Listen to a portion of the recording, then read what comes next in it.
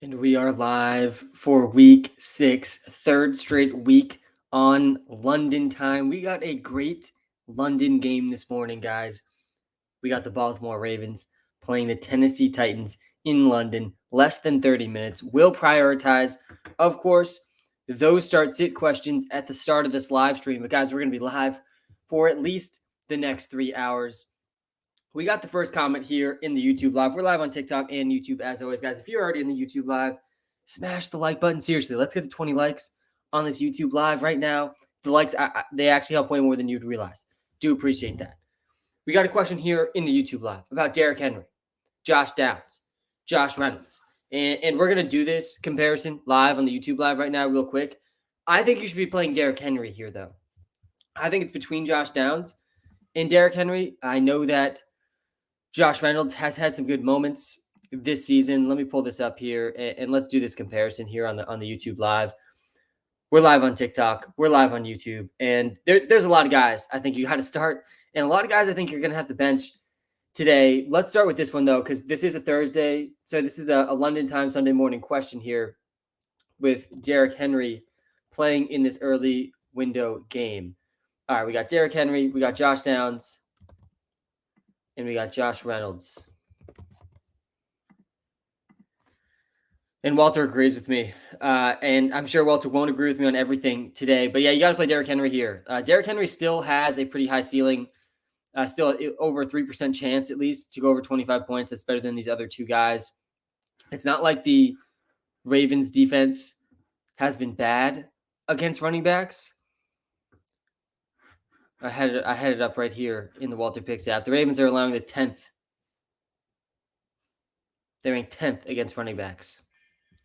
The 10th fewest points to running backs, I believe. Only 12.6 points. That's not a lot.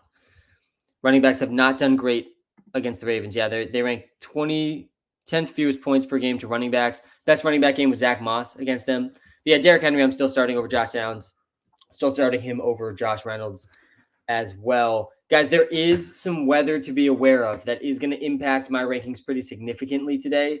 So let's get right to the Weatherman Sam report, because we had a Weatherman Sam report on Thursday night, and that game ended up being kind of low scoring. I hope you didn't end up starting anyone but Travis Kelce on Thursday night. Maybe Isaiah Pacheco was still a valuable guy in PPR leagues, even though he didn't score. But there's some more wind this week, guys. There's two games here that's going to be that I think will be impacted by the wind.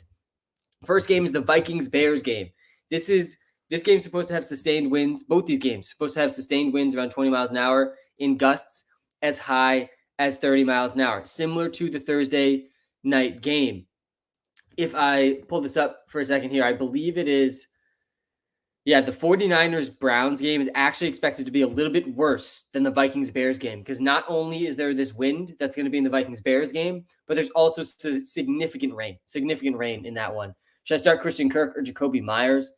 Yeah, I'm going Jacoby, I think, over Christian Kirk. Actually, let's see. Let me pull up my wide receiver rankings here on the YouTube live. We're live on TikTok and YouTube, by the way.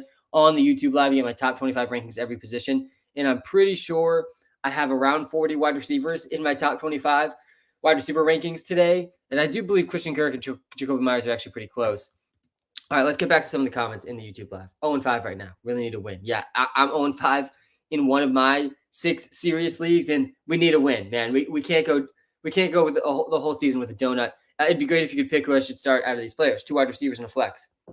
Cooper Kupp, DJ Moore, Alvin Kamara, AJ Brown, Puka Nacua. Yeah, I don't know how this team is 0-5. I suppose you haven't had Cooper Kupp and Alvin Kamara on the team for very long, but this team's absolutely stacked. And you're not benching Cooper Kupp today. Absolutely not. He's my number 1 wide receiver going into today. I don't think there's a wide receiver with a higher floor than Cooper Kupp on a weekly basis. He played 100% of the snaps. Basically, he ran around 100% of the dropbacks last week. Let me pull up these Cooper Kupp game logs. Let's just enjoy these Cooper Kupp game logs on the YouTube live really quickly. I'll hide the comment for a second so we can see these game logs. He played 93% of the snaps, 95% of the routes run for Cooper Kupp last week. He's had 12 targets. He's back to full health. And if we just go back, there's not very many games that Cooper Kupp's played where he doesn't go over 15 fantasy points. Last year, the only game that happened was the game he got injured. You go back the year before that, only one game under 15 fantasy points. There's basically only one game going back 2.5, 3 years for Cooper Kupp, going under 15 fantasy points. So yeah, the floor is just so high for Kupp. I think he should be in every DraftKings lineup today, and especially the head-to-head ones. And yeah, you're definitely starting him in all season-long leagues for sure. And then, yeah, you got to start DJ Moore as well in most spots. I think that I have him ahead of A.J. Brown. I do. I have him ahead of Puka Nacua as well. And then, yeah, Alvin Kamara should be started here too in the flex. So, yeah, I guess you're benching A.J. Brown and Nacua here. Both those guys are good options. But, yeah, your team's stacked, and you shouldn't be 0-5. Hopkins or Pittman? Yeah, I think I lean Pittman over Hopkins. I have Hopkins actually pretty low here in my rankings this week. I think he comes in after guys like Jacoby Myers, after guys like Jordan Addison. And Jordan Addison is not an absolute must start. I would play Stroud in a lot of spots today. I'm not playing him over Joe Burrow. The reason I'm benching Kirk Cousins is there's significant wind in that game. So let me go through the QB rankings here. Jalen Hurts, number 1, Josh Allen, 2, Fields, 3.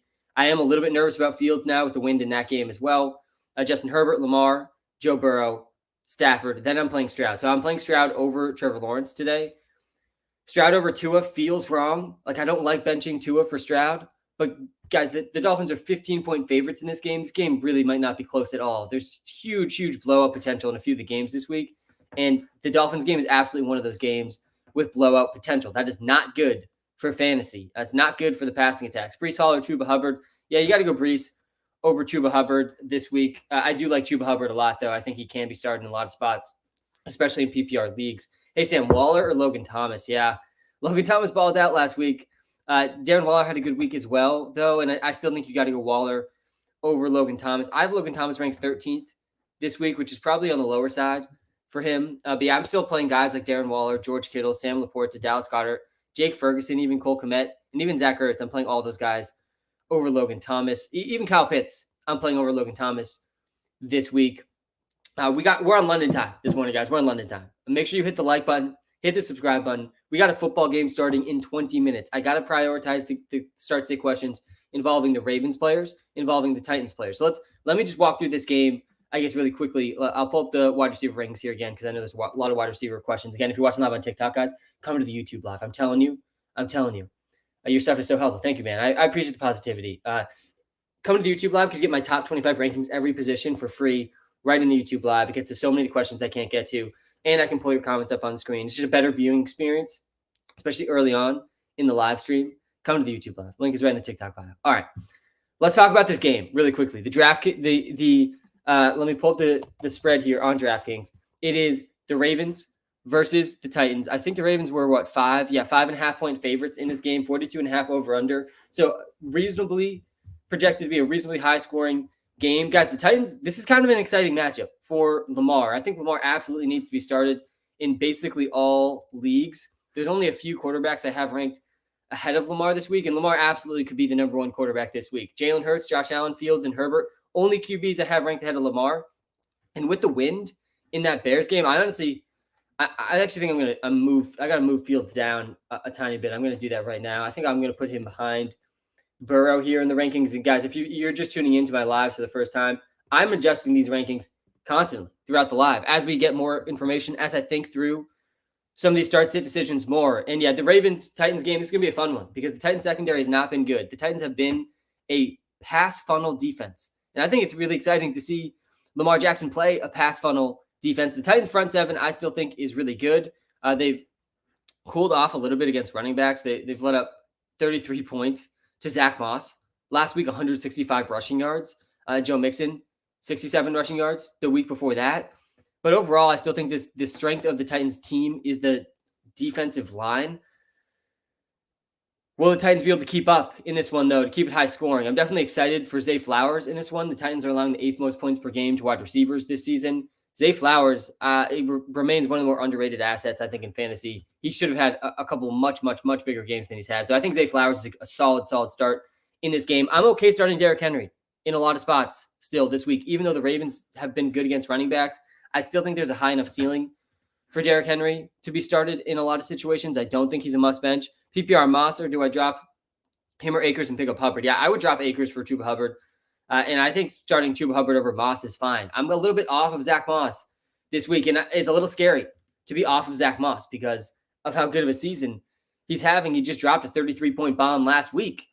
But you got to expect Jonathan Taylor to play more and more and more in this offense. I mean, they just signed him to a big deal. Guys, Jonathan Taylor is better than Zach Moss. He's better than Zach Moss. I don't feel super strongly that Jonathan Taylor is going to outscore Zach Moss in fantasy this week. I do feel pretty strongly that Jonathan Taylor will play more than he did last week, though. There's almost no way he doesn't play more than what he did last week. So that means there's almost no way that Zach Moss plays as much as he did last week. If we bring this up, game log on the YouTube live, and we're live on TikTok, we're live on YouTube. On the YouTube live, we got the game logs for Jonathan Taylor up right now. 15% snap share for JT. Last week, he only played 10 snaps. I mean, basically didn't play at all. There's no way that it's this low week over week. This is going to continue to grow. And I think Jonathan Taylor could easily outtouch Zach Moss this week. It just would not be that surprising. Probably one more week where Zach Moss outtouches JT. But yeah, it's a weird situation with Moss and JT, and I don't want anything to do with it overall this week. James Cook or King Henry, full PPR. Yeah, I'm leaning James Cook, I think, over King Henry. Let me pull the running back rankings here again, though, because I think this one might actually be close. And yeah, my rankings do agree with my gut reaction there. I have James Cook just 2 spots ahead of Derrick Henry, and I know James Cook is a pretty scary start this week with, I think he had negative points last week. He might have had negative rushing yards. He maybe had positive points just because he had a catch or something. Yeah, he did. He still had positive points, 5 points, but he had 5 carries for negative 4 yards. And yeah, he had four targets, 1 catch, 3 yards. 3 catches, 25 yards. But yeah, this matchup is the best matchup of James Cook's season. This is the best matchup of James Cook's season. This game is not going to be close. The Giants are 15.5-point underdogs, I believe, in this game. There's no Daniel Jones. I mean, there's no Daniel Jones. This is the game tonight, the Bills versus the Giants. Thank you, NFL, for giving us a Bills versus Giants Sunday night football game tonight. We got the Giants who have no Daniel Jones. Saquon's questionable. I believe Darren Waller is technically questionable too. The Bills' defense is a bit in shambles, but yeah, this game's not going to be close. The Giants have been horrible against running backs this season. This is looking like a really, really good game script for James Cook. I do expect him to bounce back in a big way this week. I think he's a really good start. The Giants, guys, they've allowed 5 different running backs this season. We're only in week 6. They've only played 5 games. 5 different running backs have had at least 15 points against the Giants this season. We saw 2 of them do it last week, Achane and Mostert. And to begin the season, we saw James Conner, Tony Pollard, and Christian McCaffrey all do it. Kenneth Walker also had 14 points. So there's 6 running backs with at least 14 points against the Giants. Chalk James Cook up for 14 points this week. So, yeah, I'm in on James Cook over Derrick Henry. And that game starts. Again, we're on London time this morning. Game starts in 15 minutes, guys. You got to make these decisions. We're starting Chris Godwin over DeAndre Hopkins. Let's talk a little bit about Hopkins. I'm sure there's a bunch of Hopkins questions out there. Hey, Sam, I hope your Sunday's going well so far. It's going great, man. It's going great. We got a game starting in 15 minutes. It is my favorite time of the week. We got a whole live stream ahead of us. Waddle, Flowers, Smith. Love the app as well. Thank you, man. Yeah, the best way you could possibly support me, checking out the WalterPicks app in the iOS and Android app store. Link is in the TikTok bio. Link is in the YouTube description. This is a tough one here because these are 3 receivers I think are all very, very good. Let me pull up the wide receiver rankings here again. And I believe my rankings go Waddle first, then Devontae Smith, and then Zay Flowers. And yeah, this is a tough call because I really do want to start Zay Flowers. I'm a huge Zay Flowers fan. I'm playing Zay Flowers in a lot of my head-to-head contests this week. But yeah, Waddle and Smith, I still think can be started over Zay Flowers. It's a good matchup for Zay Flowers. Probably a better matchup for Flowers than it is these other 2 guys. I mean, the Jets are missing their top 2 corners, though. So the Jets defense is not as scary as it usually is.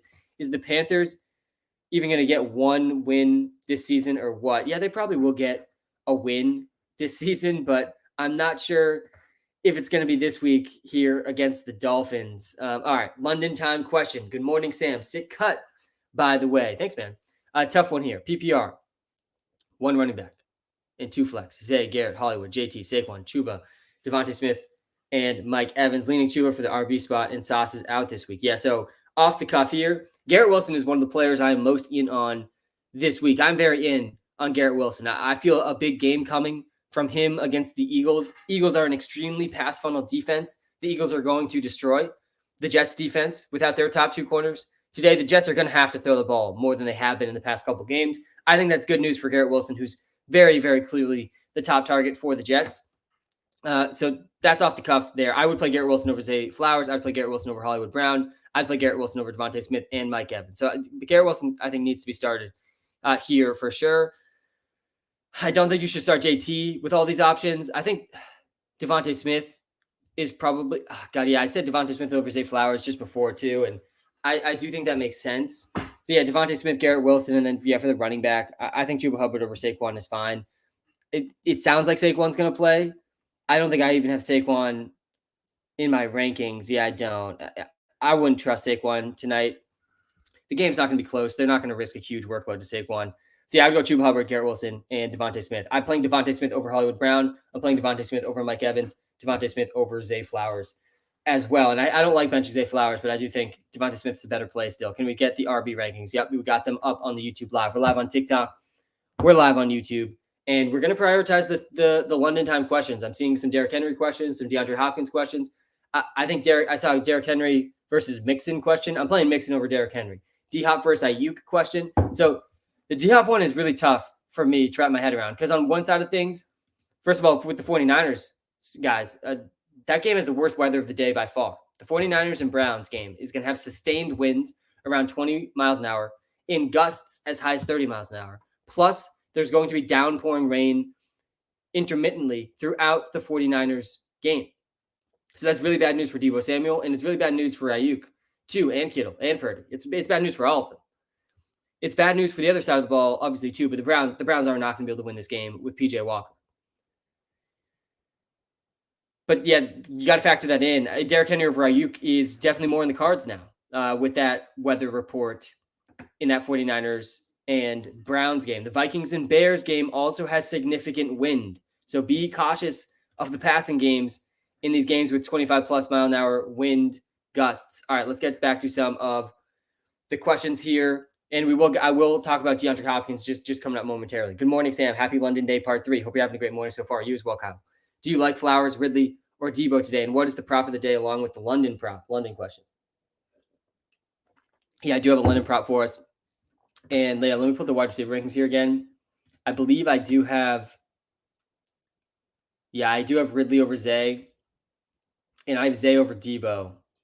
I don't think you can start Deebo. Guys, Deebo Samuel has been on my must bench list for 2 straight weeks. This is the 3rd straight week now that I'm telling people to bench Deebo. And I can't tell you how many comments I'm going to get that, why are we benching Deebo? Why are we benching Deebo? We got these same questions the last 2 weeks. And guys, Deebo Samuel, he's a combined 12 points in his last 2 games. He's a combined 3 targets in his last 2 games. He is clearly not at full health. And then you add on the fact that now he's playing in the game with by far the worst weather of the day, 30-plus mile-an-hour wind gusts and downpouring rain for Deebo Samuel in a game that the 49ers are going to obliterate. The Browns, guys, the 49ers might not need to throw the ball more than 20 times in this game. The Browns are not going to be able to score points against the 49ers defense with P.J. Walker starting in place of Deshaun Watson. The Browns are getting kind of dangerously close to a lost season, and their defense is very good too. But yeah, I think that Deebo is definitely a huge risk today. So yeah, I'm playing Ridley, then Flowers, then Deebo in that order. In the free player prop today, let's cut to that. Thanks for asking about that, Kylo. We did just barely miss on Pacheco rushing on Thursday night. So our record moves to 8-3 on the season. And the free player prop today, it is Garrett Wilson over 55.5 receiving yards. I absolutely love this one for Garrett Wilson today. He gets the Eagles defense. They are an extremely pass funnel defense. Their strength is in the defensive line. They're one of the best defensive lines, if not the best defensive line in all of the NFL. But guys, their secondary is really pretty mid. We saw Cooper Kupp, Puka Nacua both ball out against them. Just last week, both of them went over 70 yards. We saw Terry McLaurin go for 86 yards against this secondary. We saw Mike Evans go for 60 yards. We saw Jordan Addison go for 72 yards. Justin Jefferson went for 160. Kendrick Bourne got them for 64 yards back in week 1. Tons of receivers have torched this secondary. The Jets are huge underdogs in this game. I do like Garrett Wilson over 55.5 receiving yards, a decent amount. That's my favorite player prop of the day. That is the free player prop of this live stream. For the London game, let me pull up some of the props in this game. Probably my favorite prop in this one is going to be Zay Flowers. Let's take a look at what Zay Flowers lines are at.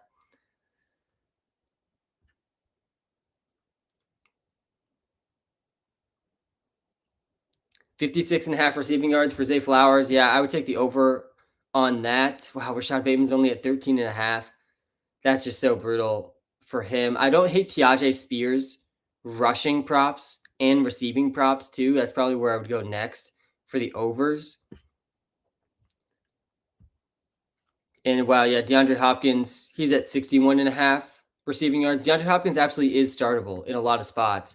And let me pull up where I have him here in my wide receiver rankings again. But let's get to some of the DeAndre Hopkins questions. Jonathan Taylor or Chuba Hubbard? Yeah, I'm going Chuba Hubbard over JT. I don't know how you can trust JT this week. I don't know how you can trust Zach Moss either. I mean, it's just so sketchy. I personally lean JT just slightly over Zach Moss because just honestly, I still feel just like a little sick in my stomach to start Zach Moss over Jonathan Taylor when they're on the same team. Like, just kind of ridiculous. JT or Higgins PPR projected to lose, so don't want to risk it too much with T.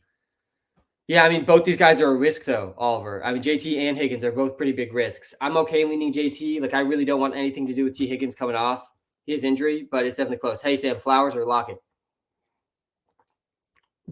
Yeah, I do think I have Zay Flowers ahead of Tyler Lockett. I would play, yeah, I got Zay at 26. I'd play Zay Flowers over Lockett. I'm playing Zay Flowers over Brandon Ayuka the Bazooka.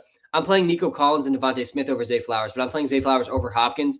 Hopkins actually is projected for more yards in the prop lines than Zay, so it's definitely close. I'm playing Hopkins over T. Higgins. I'm playing DeAndre Hopkins over Drake London, who has a good matchup today. I'm playing Hopkins over Tyler Lockett, Michael Thomas. I'm playing Hopkins over Terry McLaurin. I'm playing Hopkins over Deebo Samuel for sure as well. All right, London time questions. Pick one wide receiver in a flex. Collins, Garrett Wilson, K9, Flowers, Myers, full PPR. Yeah, so we're playing Garrett Wilson today. Play Garrett Wilson against the Eagles. He is the free player prop of the day. I'm all in on Garrett Wilson against the Eagles. I do like him more than Zay Flowers in this game. I'm really excited for the Jacoby Myers revenge game, even though I'm a Pats fan. I mean, what better way to twist the knife on the Pats, who just so desperately, Patriots desperately need a wide receiver. And here's coming home to, I guess it's not home, it's in Las Vegas. But now the Patriots coming to town and play against the receiver that they literally grew, homegrown, to be a very good receiver in the NFL. And then they just let him walk in the offseason and signed Juju Smith-Schuster in his place. I do like the Zay Flowers props. Yep, coming up here in 5 minutes. This game starts in 5 minutes, guys. You got to lock in these start hits in 5 minutes. Dak or Madison? You're going to play Dak over Madison for sure. You're always playing QBs over running backs in almost all spots. Flex play. KJ Osborne, Rashad White, Marquise Brown, or Tutu. Marquise is questionable. I'm back. It's good to see you back, Chase. And yeah, I do think that he can't go with Tutu Atwell right now. I'm not too worried about Marquise Brown being questionable. It said with an illness that he was questionable. Usually guys are able to play through that fine. I'm pretty nervous about KJ Osborne today, though. I think KJ Osborne's a trap today. I think Amari DiMercado is a trap today. And I even think Jordan Addison might be a trap today. And I'm pretty in like on the game environment and situation for Jordan Addison, but I remain pretty nervous about the weather in that game. The Vikings-Bears game, sustained winds around 20 miles an hour, wind gusts as high as 30. The 49ers-Browns game is the same deal. But also on top of that, there's going to be intermittent downpouring rain in the 49ers-Browns game. This is going to be an ugly, ugly, low-scoring, slow game for the 49ers and Browns. Godwin or Ritter? Yeah, I'm almost always going to go QB over these other positions. I'm playing Ritter over Godwin. Defense to stream, Raiders, Rams, Falcons. I mean, you can't go wrong with any three of those. I think I'm playing the Rams and Falcons actually in a couple of my leagues. But yeah, go with the Raiders, honestly. Against the Pats, the Pats have 3 points in their last 2 games. Guys, the Patriots' last 2 games. I mean, I can't emphasize just how bad it's been. It couldn't have been worse for the Patriots this season. I don't think there could be a worse start to the season. Only if they just barely lost to the Jets. The Jets almost had a Hail Mary to Randall Cobb right at the end of that game. But guys, in the last 2 games, the Patriots, they've lost 72-3. It's 72-3 in their last 2 games. They get a good matchup today. They're only 3-point underdogs. I am taking them +3. I don't feel good about it, though. And, yeah, I mean, just crazy. You can play the Raiders defense, I think, for sure. Good morning, Sam. I have 2 tight ends debating which one I should start, Cole Kmet or Logan Thomas. Playing worst team versus tight end, which is the Falcons. Who do you think full PPR? Yeah, Logan Thomas is a really tough one. He looked great last week. He saw a really big role last week. I still have Cole Kmet over Logan Thomas. I still think Cole Kmet's better than Logan Thomas. Cole Kmet is the one playing in a little bit sketchier of weather. But yeah, I'm still going with Cole Kmet there. Morning, Samster. Henry or James Cook? Yeah, it's James Cook over Henry. I'm fine starting Henry. Henry's like a solid RB2. I think his floor is kind of low. The ceiling is still there for Derrick Henry. But yeah, the ceiling and floor, it's higher for James Cook this week. Much better matchup for James Cook. This is the best matchup of James Cook's season. Pretty pretty clearly. And the score is not projected to be close. The Giants are 16-point underdogs against the Bills tonight. So yeah, I like James Cook a lot. I think he's a top 16, top 18 option, and Derrick Henry's closer to like top 20. Rachaad White or Breece Hall. I'm going Breece over Rachaad White for sure. I got 2 questions. Start 2, JT or Ramondre or Osborne. God, I want nothing to do with Ramondre Stevenson, and I'm not too excited about Osborne now with the weather in that game either. I think you go JT and Mondre over Osborne. And then bench 1 between Ayuk, Garrett Wilson, Cooper, Downs, Palmer, and Calvin Ridley. Yeah, this one's pretty tough, but I think it's Cooper. I think you got to bench Amari Cooper in a game with bad weather and a bad quarterback. PJ Walker's not going to be good for Amari Cooper. I'm benching Amari Cooper in almost all spots. Kyren or Travis Etienne? Yeah, I mean, both these guys need to be started realistically. I got Kyren at number 3 running back, though. The only 2 running backs I have over Corinne Williams, Christian McCaffrey, and Tony Pollard. Guys, we got a London game starting in literally 2 minutes. Make sure you get your London start sits in. We are starting Zay Flowers over DeAndre Hopkins, but we do like Hopkins a decent amount still. Lamar needs to be started in basically all leagues. And then Derrick Henry, he's like a solid RB2. The running back situation for the Ravens, I want nothing to do with Gus Edwards, nothing to do with Justice Hill. Keaton Mitchell is back this week, and I do think Keaton Mitchell, low-key, might be the best running back on the Ravens. He looked like it, at least in the preseason. Mark Andrews, obviously, he needs to be started. Don't expect to see any starts yet. Mark Andrews questions. This one's really interesting here from Tommy in the YouTube live. We're live on YouTube. We're live on TikTok, and this is another interesting one in the TikTok live about DJ Moore versus Calvin Ridley. And it's a similar reason why this Fields versus Stroud question is interesting. It's because of the weather in this Vikings-Bears game. Guys, there's going to be bad weather in the Vikings-Bears game. That's why I'm nervous about KJ Osborne. That's why I'm nervous about Jordan Addison. 20-mile-an-hour sustained winds, 30-mile-an-hour wind gusts. That's not good for Justin Fields, guys. It is not good for Kirk Cousins.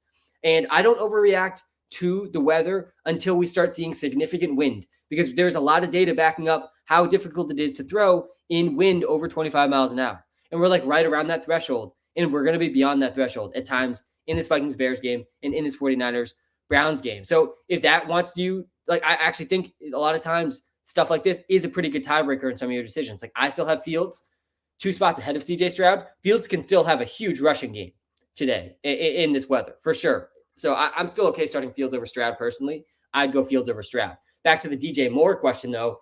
Like, I still have DJ Moore ranked really, really high.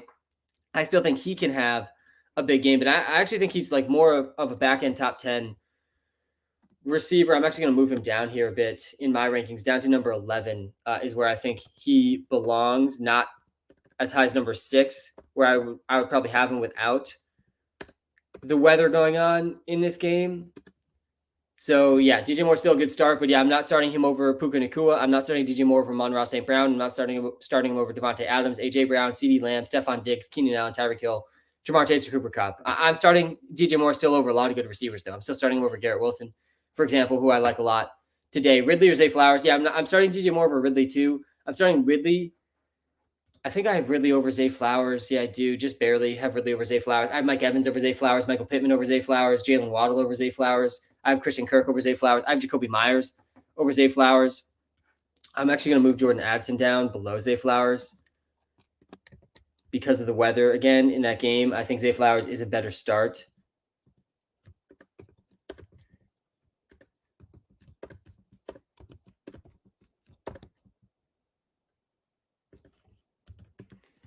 Let's pull the wide receiver ranks up again on the YouTube Live. And guys, we're live on YouTube. We're live on TikTok. And it's too late. The game's starting. The Ravens-Titans game, it is beginning. And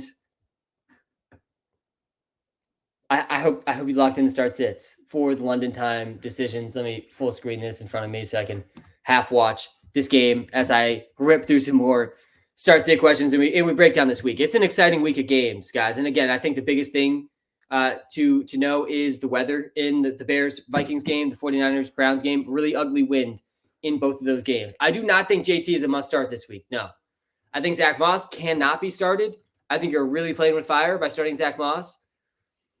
And yes, I did say the same thing last week. But yeah, I definitely don't think it's great to start either of them because there's such a low floor for both situations here. Guys, we're live on TikTok. We're live on YouTube. If you're watching live on YouTube, smash the subscribe button. We're on London time this morning. The Titans-Ravens game just starting. I think a lot of players were good starts in this game. Lamar Jackson, Zay Flowers, Mark Andrews. I think Derrick Henry was a fine RB2 in this spot. Derrick Henry is a fine RB2 in this spot. I like DeAndre Hopkins in this game too.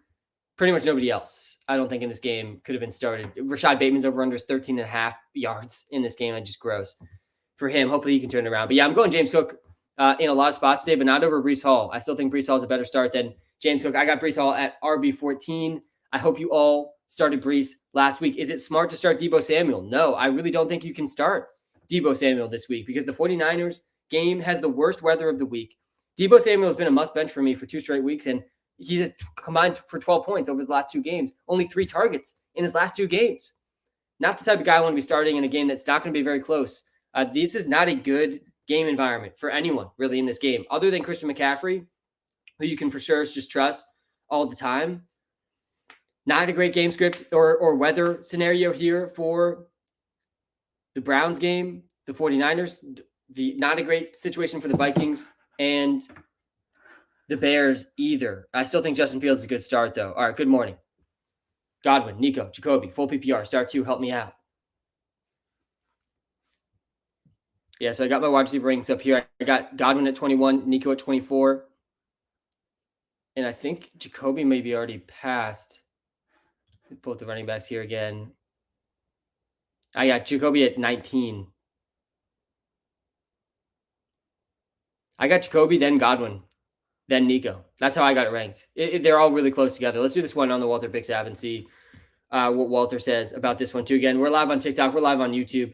Guys, the best way you could possibly support me, just toss a quick like on the YouTube live. Hit the quick follow button on the TikTok live. Really do appreciate it. All right, Godwin, Nico Collins, Jacoby Myers. We got the revenge game for Jacoby against a bad Pats defense right now. The Pats defense has been decimated by injuries. And yeah, it's Jacoby against the Pats. Chris Godwin's definitely shaping up pretty well. And Nico Collins without Tank Dell, definitely an interesting start too. All these guys are decent starts.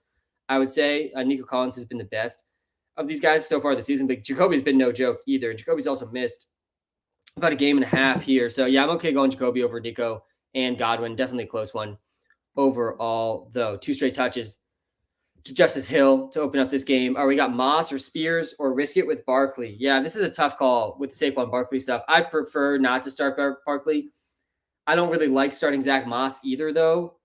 And it does seem like Barkley's maybe going to play. I don't know why they would want him to play in a game where they're 15-point underdogs, but sometimes the NFL teams are a little bit oblivious to how big of underdogs they actually are. So yeah, I think I'm okay going Zach Moss over Te'Ajay Spears and over Saquon Barkley. Yo, Sam, to the app. 5-star to the app, by the way, but pick 4 wide receivers. Thank you, man. Yeah, another way you could really support me without spending really any time or any money is just tossing the WalterPicks up a 5-star review in the iOS and Android app store. It helps me out a ton. 4 wide receivers, Moore, AJ Brown, Amon-Ra, and Puka.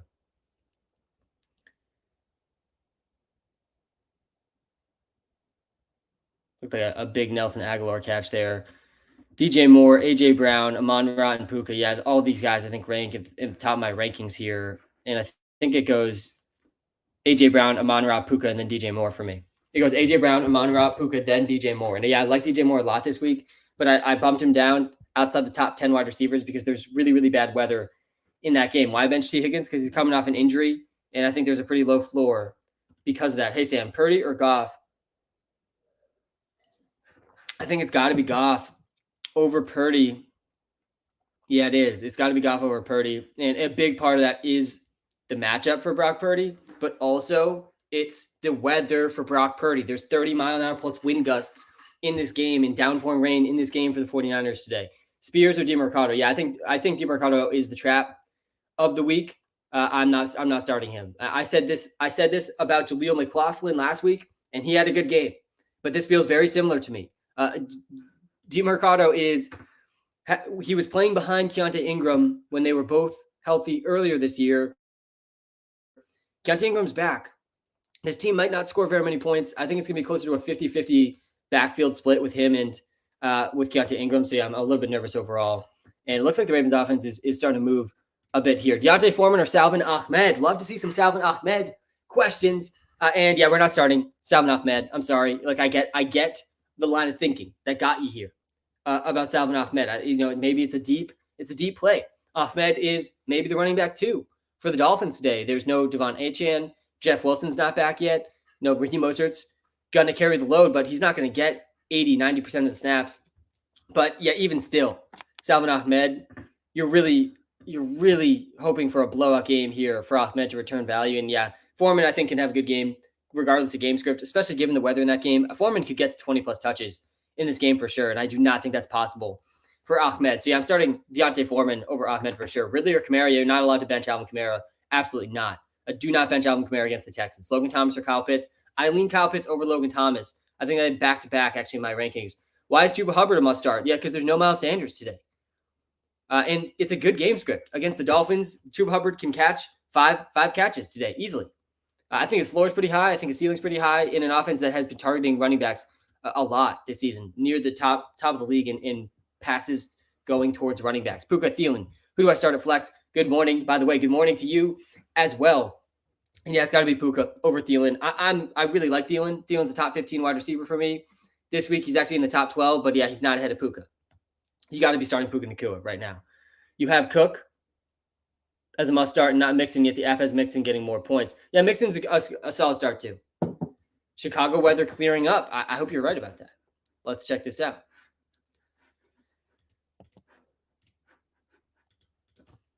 I did play a lot of Justin Fields in my head-to-head contest this week, so I do hope you're correct about that. All right, let me pull up the latest here. And so, yeah, the Vikings-Bears game, yeah, still projected around 19-mile-an-hour sustained winds. There could be some slight rain. And the 49ers-Browns game actually looks like the wind is a little less intense, but there's going to be rain showers in the 49ers-Browns game. So, yeah, still the windiest game, looking like the Vikings-Bears game. All right, let's get back to some of these comments. Hubbard or Nico? Yeah, I'm leaning towards Nico if that's a PPR league. If it's a PPR league, I'd go Nico Collins over Hubbard. Why bench Sam Howell? Yeah, Sam Howell is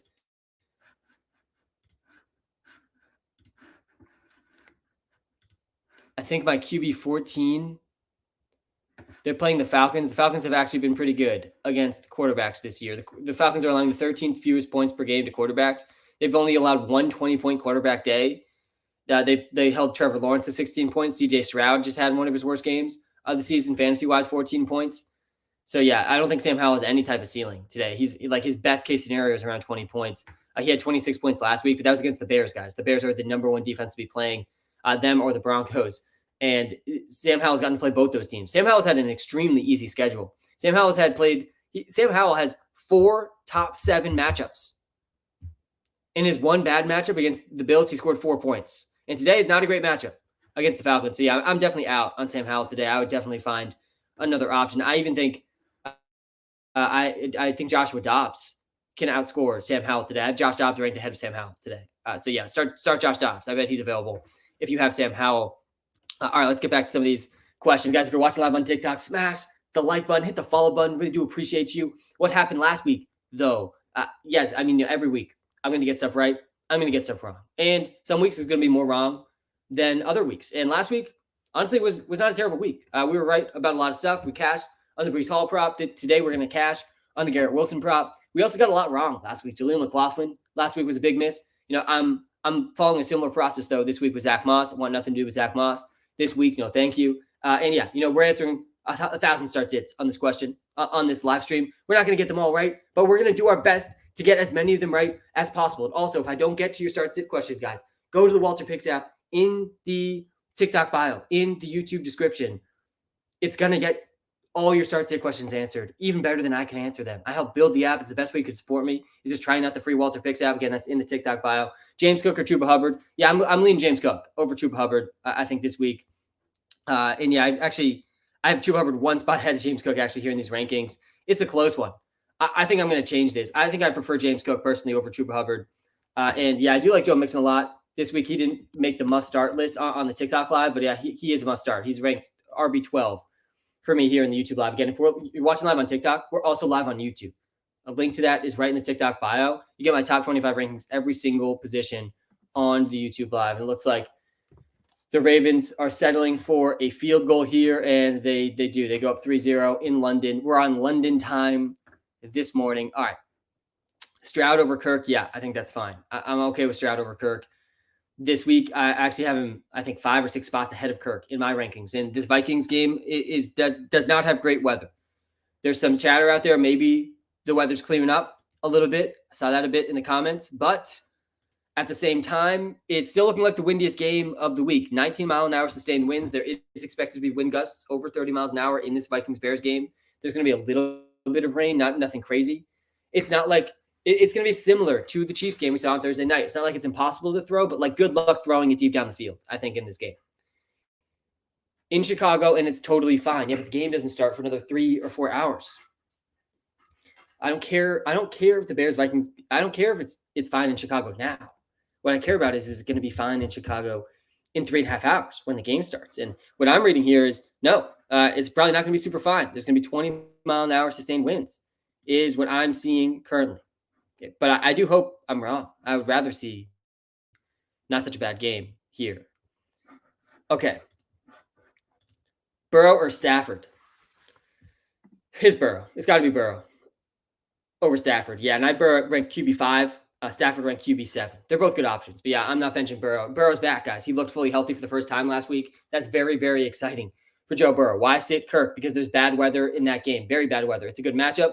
No Justin Jefferson, plus 20-mile-an-hour winds. No, thank you. Burrow or Hurts? Yeah, we're not benching Jalen Hurts. Jalen Hurts is my number 1 QB this week.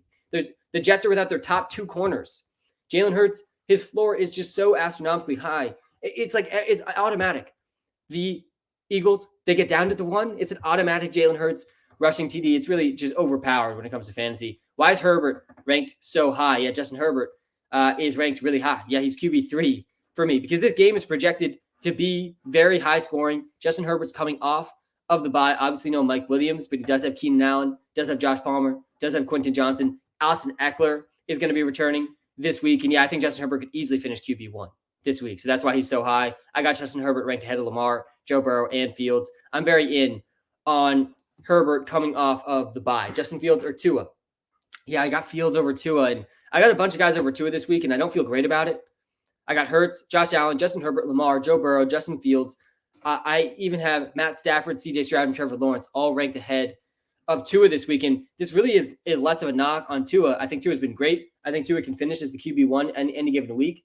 I'm nervous about this game not being close at all. The Dolphins are 16-point favorites in this one, and the Panthers' run defense has been so astronomically bad. They're the second worst run defense in the league, only behind the historically bad Denver Broncos run defense. So yeah, I'm just nervous that the Dolphins are going to be able to run some more in this game, and they're going to be up multiple scores early in the game. They're just not going to need to put the ball into his hands that much. I still think Tyreek Hill and Waddle are fine starts, and I still think Tua can be started too. Like he's still a top 10 QB for me, but he's not in the top 5 this week, and he's going to be in the top 5 in weeks where I have confidence the game's going to be close. When the game's going to be close too, it can go absolutely off. Good morning, Sam. I have 2 tight ends debating which one I should start. Yeah, Andrew, I got a question like this before. It's Cole Kmet for me over Logan Thomas. It's Cole Kmet over Logan Thomas. It's Evan Ingram's got to be started over Logan Thomas too. I'm seeing that one in the TikTok live. Guys, start Evan Ingram. Evan Ingram's a top 3 tight end option this week. Obviously, Kelsey's already played, so I'm not accounting for him. But yeah, the top 3, I think pretty clearly. TJ Hawkinson, Mark Andrews, Evan Ingram. Evan Ingram is a really, really, really good start with Zay Jones out. Zay Jones is out, guys. Evan Ingram is having a pretty good season. He is averaging the 8th most points per game among tight ends this season. He's averaging 11 points per game. Last week was his worst week of the season, but he actually played a season high 85% of the snaps. He ran a season high 88% of routes. He tied a season high of 8 targets. He's got 8 targets in 4 straight games. You don't see that for very many tight ends. So yeah, start Evan Ingram for sure over almost everybody. I'm starting Mark Andrews over Evan Ingram still, but yeah, it's close. Year 3 with WalterPicks. What's up, Sam? Jimmy. I love seeing comments like this, man. Shout out to all the OGs out there who've been following me for years now. Seriously appreciate you. Trade Ridley plus Madison for CD and Najee.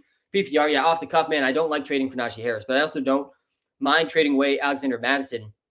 I'm okay with this one. I think you're getting the best player in the trade in CD Lamb. I definitely would still prefer CD Lamb over Calvin Ridley. So yeah, I'm okay with this. And Najee and Madison, pretty comparable to me. Hey, Sam, you accidentally skipped me. My bad. Start 2 forward. Algier, Ahmed, or DeMarcado. PPR. Yeah, we got a bunch of traps in here. A bunch of traps. I think DeMarcado, trap. I think Ahmed is a bigger trap than DeMarcado. I would start DeMarcado over Ahmed. Algier, I get the appeal. Like we've seen Algier get some big carries in some games. He, I think, had more carries than Bijan Robinson just last week. He hasn't done a ton with them. That could change for sure against the Texans. And then Jerome Ford, starting running back for the Browns, but he's playing the 49ers. Definitely a scary spot here for Jerome Ford. And yeah, last week, 17 carries for Tyler Algier. He did nothing really with them, only 40 total yards.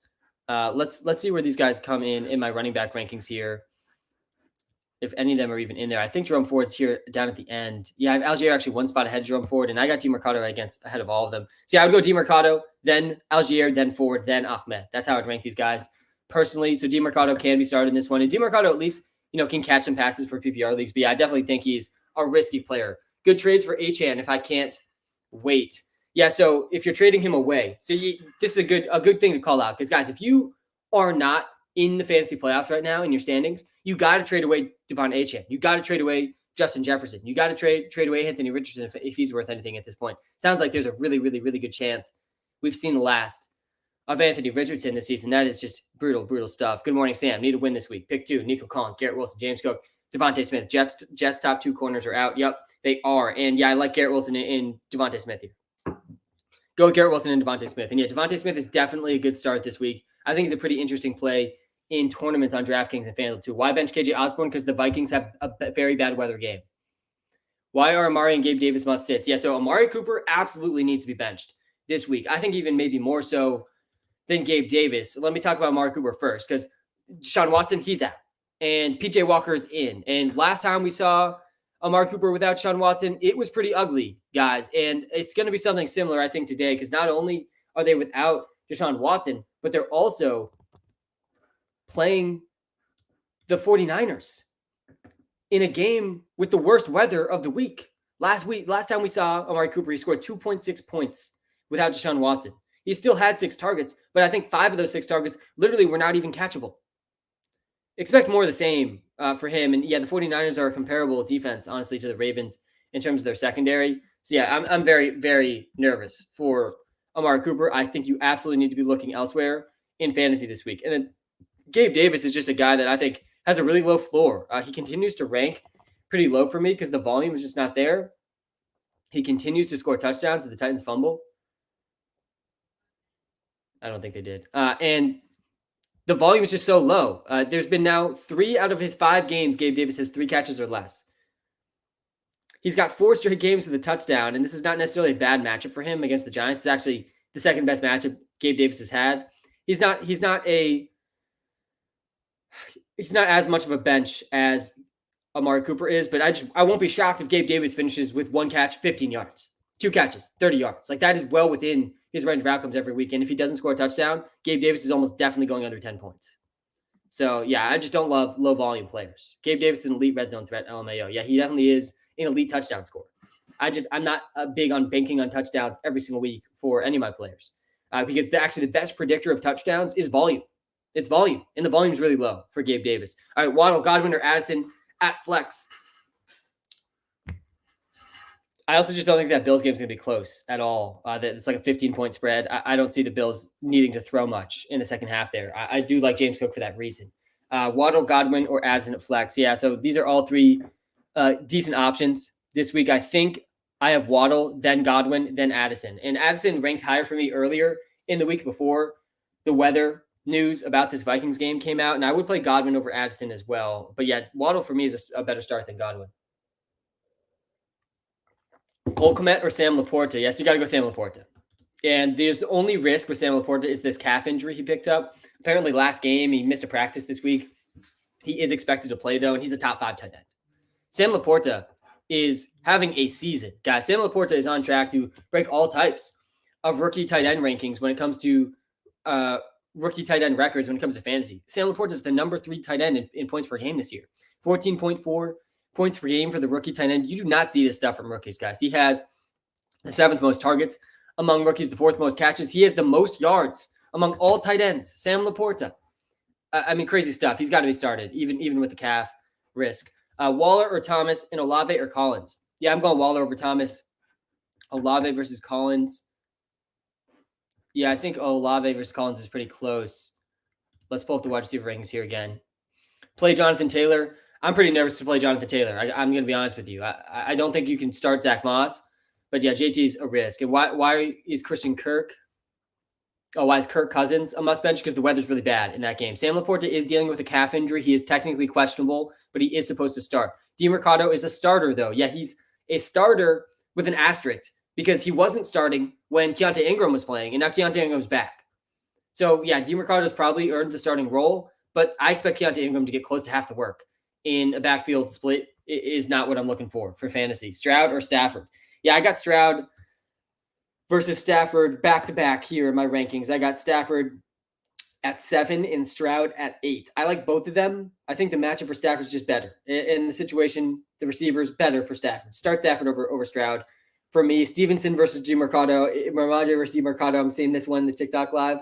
I mean, just gross all around. I think Mondre over DeMarcado is a pill you're just going to have to swallow, in my opinion. I play Mondre over him, but I don't feel good about Mondre just overall. Mondre was out-targeted by Ty Montgomery and Zeke last week. I mean, the struggling offense for the Pats is obviously not good for Ramondre Stevenson, but it is a good matchup. It's a better matchup for Mondre this week than it is DeMarcado.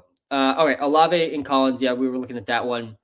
Let's actually compare these two here on the YouTube live. We're live on TikTok and YouTube right now, by the way. On the YouTube live, you get my top 25 rankings, every position for free, right in the TikTok live, right in the YouTube live, right in the TikTok bio is a link to the YouTube live. And let's do this comparison, Nico versus Olave, because I think this one's pretty close. And I think I lean towards Nico. Walter leans towards Nico as well.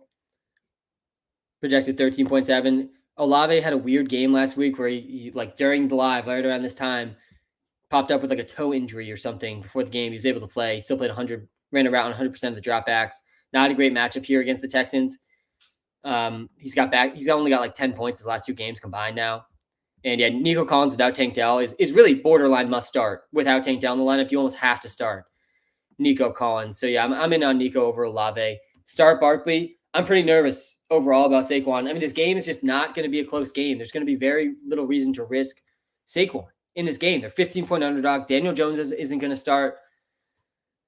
I do think Saquon's going to play, though. Like, I would lean towards Saquon playing. Sam Weather Report. Yeah, so Weatherman Sam is here for you guys today because there's some significant weather to be aware of today for sure. Landscape shifting weather today that you guys need to be aware of. The first one, the Vikings and Bears game. We're getting some word on the ground from the comment section. The weather in Chicago right now is not bad right now, but it is projected to be kind of bad when the game starts. There's projected sustained winds around 20 miles an hour in wind gusts over 30 miles an hour in the Chicago and Vikings game. That is not good news for Justin Fields. It is not good news for DJ Moore. It is not good news for KJ Osborne, Jordan Addison, Kirk Cousins, or TJ Hawkinson. I still think Hawkinson's a must start. He still ranks as a top 3 tight end for me. I actually think I have him at number 1 still. It hurts the guys that rely on the deep targets more than the guys that rely on the shallow targets. We saw this in the game. There was very similar wind in the game on Thursday night between the Chiefs and the Broncos, and they were able to still pass in that game. I mean, Russ had a really bad passing game, but they were able to still throw the ball a decent amount of times. The deep passes are really tough, though, with wind gusts over 30 miles an hour. So, yeah, I'm out on Osborne and Addison more than I would have been if this game had good weather. I still think you can start Justin Fields. I think he'll run enough for him to still have a good chance at returning value for fantasy. I still think you start DJ Moore for sure. He should still lead this team in targets. I still think Hawkinson should be started, but just be aware, this game is going to have bad weather. And then the worst weather game of the day is actually the 49ers-Browns game, which actually it seems like the sustained winds are going to be closer to 15 miles an hour, but it does still sound like wind gusts potentially over 25, 30 miles an hour in this Browns and 49ers game. Plus, there's going to be intermittent downpouring rain in the Browns 49ers game. Plus, Deshaun Watson's not even playing. We got PJ Walker playing for the Browns. All of these reasons, you have to bench Amari Cooper. There's no way around it. If Amari does well, there's definitely still a chance. He's probably going to lead the team in targets still, but there's a floor of around 2 points. It's just like we saw in the last game without Deshaun Watson against a good defense. So yeah, bench Amari Cooper, bench Elijah Moore, bench David Njoku, and even Jerome Ford I'm pretty nervous for in this game. Kareem Hunt's still going to be mixed in, and I just don't know if this offense is going to be able to sustain drives against the 49ers. I'm also out on Deebo Samuel for this reason. I've been out on Deebo Samuel the last 2 weeks, and I've been on it the last 2 weeks. He has 12 combined PPR points in his last 2 games. He only has 3 targets in his last 2 games. How are you trusting Deebo Samuel in your starting lineup right now? I think with this weather, with this matchup, the Browns defense is also really good. This is going to be a defensive battle between the 49ers and Browns. Not good for anyone involved for fantasy other than Christian McCaffrey. Obviously, he can be locked in. Speaking of Christian McCaffrey, guys, Christian McCaffrey has not had back-to-back games under 100 total yards since 2018. Yet you heard this right. If you're on the YouTube Live, you're reading this right. Christian McCaffrey has not had back-to-back games under 100 total yards since 2018. Guys, it's 2023. It's been 5 years. And he's going over 100 yards again today. I mean, it's just insane. This is an insane stat. And I know he's missed a lot of games since 2018, but just crazy. I mean, Christian McCaffrey should have been the first overall pick in retrospect. Hey, Sam, PPR pick 3, please. Mike Evans, Josh Jacobs, DJ Moore, Monra, St. Brown, thanks. Thank you, Chris Stark, for being a TikTok Live subscriber. I will get to all of your comments if you are a TikTok Live subscriber. I promise. Mike Evans, Josh Jacobs, DJ Moore, Amon-Ra St. Brown. Yeah, I'm going Amon-Ra over DJ Moore because of the weather in this Bears game. I had DJ ahead of him before the weather report, and now I have Amon-Ra ahead of DJ. And I would go Josh Jacobs here too. And then, yeah, I'm playing DJ over Mike Evans. So you're benching Mike Evans here. Bench Mike Evans, start Josh Jacobs, DJ Moore, Amon-Ra St. Brown. Now I'm okay with Mike Evans this week. I still think he's a decent option, but I'm not playing him over DJ Moore or Amon-Ra St. Brown or Josh Jacobs. All right, let's get to some more of these start sits. Hope you guys are all having a great morning. We are just getting started here. And I don't know what the Titans did. I think they maybe kicked a field goal. Let's pull this up here. Yeah, it's 3-3. They kicked the field goal in London. We're on London time this morning. We're tearing through this first quarter. Metcalf or Garrett Wilson? Yeah, it's Garrett Wilson this week. I got Garrett Wilson ranked at 13. And I think I had Metcalf ranked still in the top 20. But yeah, it's Garrett Wilson. Better matchup for Garrett Wilson. Really good matchup, guys, for Garrett Wilson. This is why Garrett Wilson is the free player prop of the day. I'm going to be telling a lot of people to start Garrett Wilson for sure. The best player prop, yeah, it is Garrett Wilson. Over 55.5 receiving yards. Make sure you guys are if you're using the WalterPicks app, make sure you turn on push notifications because some of these lines for the props move insanely fast. I mean, we got this Garrett Wilson prop at 49.5, like just 48 hours ago. And now it's at 55.5. I still like it here. I still think this Garrett Wilson prop's really good. What about Fields or Stroud or Goff? Yeah, I got Fields, then Stroud, then Goff. Stroud or Trevor Lawrence? I think I have Trevor Lawrence one spot behind Stroud. If you come to the YouTube Live, link is right in the TikTok bio. You can get my top 25 rankings every position. I got my QB rankings up on the screen right now. Kamara or Walker? Yeah, you're not benching on Kamara against the Texans. Absolutely not. Hey, Sam, what's up? How's it going? Big game today for 2 leagues. White or Zach Moss? And Monty or Kyron? Yeah, so you got to start with Rashad White over Zach Moss. And then Monty versus Kyron. Like, I hate benching David Montgomery, but the reality for David Montgomery is it's not a good matchup for David Montgomery this week. The Buccaneers are one of these pass funnel defenses. Really good defensive line. Really not that great in the secondary. The Lions, though, like, something's got to give here because the Lions have a top 3 offensive line in the league, and they're one of the best rushing attacks in the league, and David Montgomery's still probably getting it 20-plus carries in a game that the Lions should win. But yeah, I'm still not playing David Montgomery over Kyron Williams. Kyron Williams needs to be started. He's a top 3 running back option this week. He has a really, really good matchup. He's not coming off the field. Kyron Williams could easily be the number 1 overall running back this week. I think a better chance even than David Montgomery. Both guys top 10 options for me, but yeah, Kyron's top 5. We're benching Gabe Davis because he could easily only have 1 catch or 2 catches this week. And if he doesn't score a touchdown, he's going under 10 points. I think there's a lot of better options out there than Gabe Davis. Amandre, Brian Robinson, or Gabe Davis at flex, full PPR. Yeah, it's B-Rob. This one's got to be B-Rob, I think, over Mondre, over Gabe Davis as well. All right, the Ravens, they got the ball back. Let's see if they can do anything. Not looking great overall so far. Sam, quick question. Do you like the Tua Prize Picks discount? Yeah, I saw there's a Tua and Lamar discounts. And yeah, I like the discount. I'm fine with the Tua discount. The only risk about Tua's receiving prop line is the blowout potential in this game. And I'm actually working on building out a blowout probability into our prop evaluator in the WalterPicks app, because this is one of the biggest things with props that I've noticed is you got to factor in the chance that like this game is over in the third quarter, and that's very possible here in the Dolphins game. That's why I don't have Tua ranked as high as I usually have him ranked this week. But yeah, I still like the discounted prop. I think that was a fine discount that they're giving out. Good morning / afternoon, London time, Sam. And wow, huge catch here from Odell Beckham Jr. past the 50-yard line. We're on London time this morning, Luke, and I got you guys with the start sits, with breaking down the games, with talking through the props. We'll talk to the DraftKings line, all of it, all the above. And that's going to be for the next 3 hours. Hope you're doing great as well. Should I start Foreman or Rashad White full PPR in Lions or Falcons defense. Yeah, I think I would go with the Falcons defense against the Commanders. I like them a decent amount today. And then Rachaad White versus Foreman. This one's pretty close. I think I have Rachaad White higher here in my rankings, and I do. I have Rachaad White at 17. I got Foreman down at 23. And yeah, Rachaad White's role has been good. It's been good enough that I think he has to be started in spots like this. Let's do this comparison here, actually. And Foreman is definitely a sneaky play. I like Foreman more than DeMarcado. I like Foreman more than a decent amount of running backs today. Walter has him ranked as RB26. There's just nobody other than Foreman in this backfield. And it's part of the reason I like Justin Fields a lot today, too, even with the weather in that game. Again, sustained winds around 15 miles an hour, wind gusts over 30 miles an hour in that Bears-Vikings game. That's not good for the passing attacks. But, Chase, thank you for the follow on the TikTok Live. I do appreciate that. But Justin Fields is probably going to lead the Bears in rushing today. Like, very, very in play for Justin Fields to lead the Bears in rushing there's no Khalil Herbert. There's no Roschon Johnson in this game. Even the third running back, whose name is escaping me right now, who's more of a special teams player, he's out. Deontay Foreman's all they got in the backfield this week. And for that reason, yeah, Foreman can be started. But yeah, Rachaad White's got to be started over him. Rachaad White's playing close to a workhorse role for the Buccaneers. 72% snap share in his last game. He's got at least 14 carries in every single game. He has a decent receiving role, at least 3 targets in his last 3 games. He has, man, look at this schedule here for Rachaad White.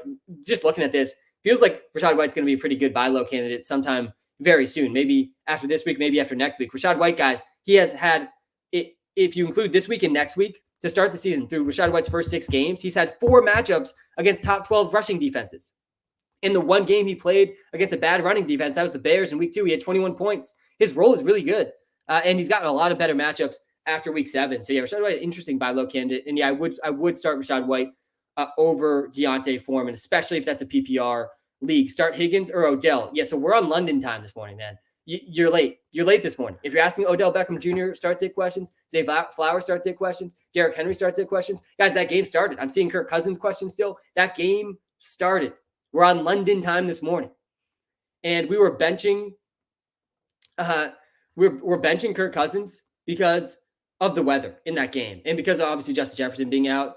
That's the concern. That's why Osborne's a bench. That's why I'm a little bit less excited about. Is that Keaton Mitchell finally getting a carry? No, that was Justice Hill still. And yeah, that game just has bad weather. 25-mile-an-hour winds around that range for that Vikings-Bears game. Ayuk or Garrett Wilson? Yeah, I'm not benching Garrett Wilson this week. Garrett Wilson is the free player prop of the day, over 55.5 receiving yards. I think he's going to have a 100-yard day against the Eagles. I think that's well within his range of outcomes today. Tua or Joe B? Yeah, I got Joe B over Tua this week just because I think that Dolphins game has a lot of blowout potential. Morning, Sam. Ertz or Kmet, also Thielen or DK? Yeah, I'm going Thielen over DK Metcalf, man. It feels weird, but Thielen's going to get more targets than DK Metcalf, most likely today. And then Ertz, Kmet. I think I have Kmet just barely ahead of Ertz. Let me pull up the tight end rankings here. Yeah, I have Kmet 1 spot ahead of Ertz. Now I'm going to pull the DraftKings line up here momentarily as well. I do want to talk through that. Sam, happy Sunday. Need one full PPR. Mark Cooper, Boyd, or can scoop a free agent like Bourne, Devontae Parker, Woods, Atwell, DeMarcado. Please help. LOL. Yeah, Mark Cooper can't be started today. I don't think there's any way around this one. The weather's bad. PJ Walker is bad. Amari Cooper should still lead the team in targets, and like him versus Tyler Boyd is actually pretty close because T. Higgins is back. I don't really want to be starting Tyler Boyd with T. Higgins back. I think Kendrick Bourne, you could maybe make an argument for him because there's a lot of injuries for the Pats. No Devontae Parker, no Demario Douglas for the Patriots today. But also, Booty's going to be active. Tyquan Thornton is likely going to be active today. Patriots have 3 points. The Patriots have lost 72-3 in their last 2 games. That's just not an offense you want a piece of, despite the good matchup. So in this one, Jacob, a long way of saying you kind of have to start Amari Cooper. I would start Amari Cooper over DeMarcado too, I think. Thielen or Michael Thomas? Yeah, it's got to be Thielen over MT. Addison or Lockett considering weather? Yeah, so I updated my rankings to account for the weather. And the WalterPicks app does account for weather as well. If you come to the YouTube live, if you're watching live on TikTok, I got my top 25 rankings, every position up on the YouTube live, and we're looking at the wide receiver rankings right now. Let me talk through some of these wide receiver rankings. My top 10 wide receiver rankings. Cooper Kupp's at number 1. Guys, Cooper Kupp has had one healthy game, under 15 fantasy points in the last 2.5 years. We haven't seen him go under 15 points in healthy games. And last week, he comes back, he goes over 15 points with ease. And this is a good matchup for Cooper Kupp. He ran about 95% of the dropbacks. He's at full health. He's wide receiver 1 this week. Jamar Chase at 2, Tyreek Hill at 3. We could argue these top 3, I think, all day long. Steph Diggs is at number 5. Keenan Allen's at number 4. I feel pretty strongly about the top 5. I don't think you could argue with me. Any of these guys in my top 5 shouldn't be in the top 5. Cooper Kupp, Jamar Chase, Tyreek Hill, Keenan Allen, Stephon Diggs are just locked in and loaded. I think you got to have at least one of those guys in your DraftKings lineup this week. I still have CeeDee Lamb at number 6. I've seen a lot of panic about CeeDee Lamb. I think he's a pretty good buy low candidate in fantasy right now. He's at number 6. AJ Brown 7, Devontae Adams 8, Amon-Ra 9, Puka Nacua 10. Again, if you come to the YouTube live, you can see this list right on the TikTok live. Right in the TikTok bio, you can see the YouTube live. Come to the YouTube live, you get my top 25 rankings every position, just as free. Lawrence or Goff. Yeah, so for the quarterbacks, let's talk through the quarterback rankings a bit. Jalen Hurts, Josh Allen need to be started. I would have told you to start Lamar if you came to this live before the Sunday morning game in London started. He's my number 4 quarterback. I had Herbert ranked ahead of Lamar, though, as well. Joe Burrow comes in at number 5 for me. I'm starting Burrow over Fields. And I had Fields ahead of Burrow originally, but with the weather in that game, I think Burrow over Fields is fine. I still think Fields has huge upside. I think Fields is going to lead the Bears in rushing today with all the running backs injured. I would start, Foreman versus Ford. That one's close. I'm seeing that one in the TikTok live. Let me pull the running back rankings here again for Foreman versus Ford. I have Ford at 31 and Foreman at 23. So yeah, it is Foreman over Ford. It's a better matchup for Foreman than it is Ford. And it's 6-3, kind of a slow, boring first quarter here, 6-3. Both teams got all the way down to the red zone and just kicking field goals in this game so far in London. Lockett versus Addison. Let's do this comparison here. I think that this one's close. I still think I might lean towards Addison.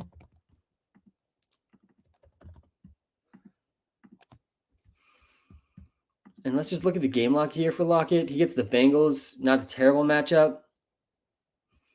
Certainly, they both have a really high ceiling. The weather does make me a little bit more nervous about this one. But yeah, I still think I'd go Jordan Addison over Tyler Lockett. And I think, my rankings do reflect that as well. It's Addison over Lockett despite the weather. You think I should risk starting Laporta when my other tight end, Kittle. Yeah, so I'm starting Laporta over Kittle. Yeah, and I think Laporta is going to play. Chuba Hubbard or Hollywood Brown, half PPR. Yeah, half PPR makes that tougher. I think I would probably lean Chuba Hubbard over him. Good morning, Sam. Hope you're doing well. Geno Smith or Kirk Cousins with that weather, I'm hesitant who to start. Yeah, it's still Kirk over Geno. I had Kirk down at number 13 QB, but I don't even have Geno in the top 15. I'm playing Joshua Dobbs over Geno. Laporta is expected to play. Yeah, I do think Laporta is going to play. That's been the way it's been trending for sure. Randy Gregory going to make his 49ers debut today, not debut. Ravens wide receiver snaps in the first drive. Zay Flowers, Bateman 6, Aguilar 3, Duvernay 1, Beckham 0. But Beckham did have a big catch later on. The big news this morning, honestly, that because it's not this week news, feels like is going to maybe just get glossed over a little bit just through the timing of the news. But Anthony Richardson, guys, his season sounds like it's over. It sounds likely that Anthony Richardson's season is over. Very sad. He was a smash late round pick, if we're being honest. He was number 3 in QB points per game in like 2.5 games. Definitely a guy I'm going to be drafting pretty aggressively next year is Anthony Richardson. All right, not expected to play today. Tank Dell is not going to be playing today. Jeff Wilson is not going to be playing today. Salvin Ahmed is backing up Raheem Mostert. You still don't want to start Salvin Ahmed. Marquise Brown is expected to play. Darren Waller is expected to play.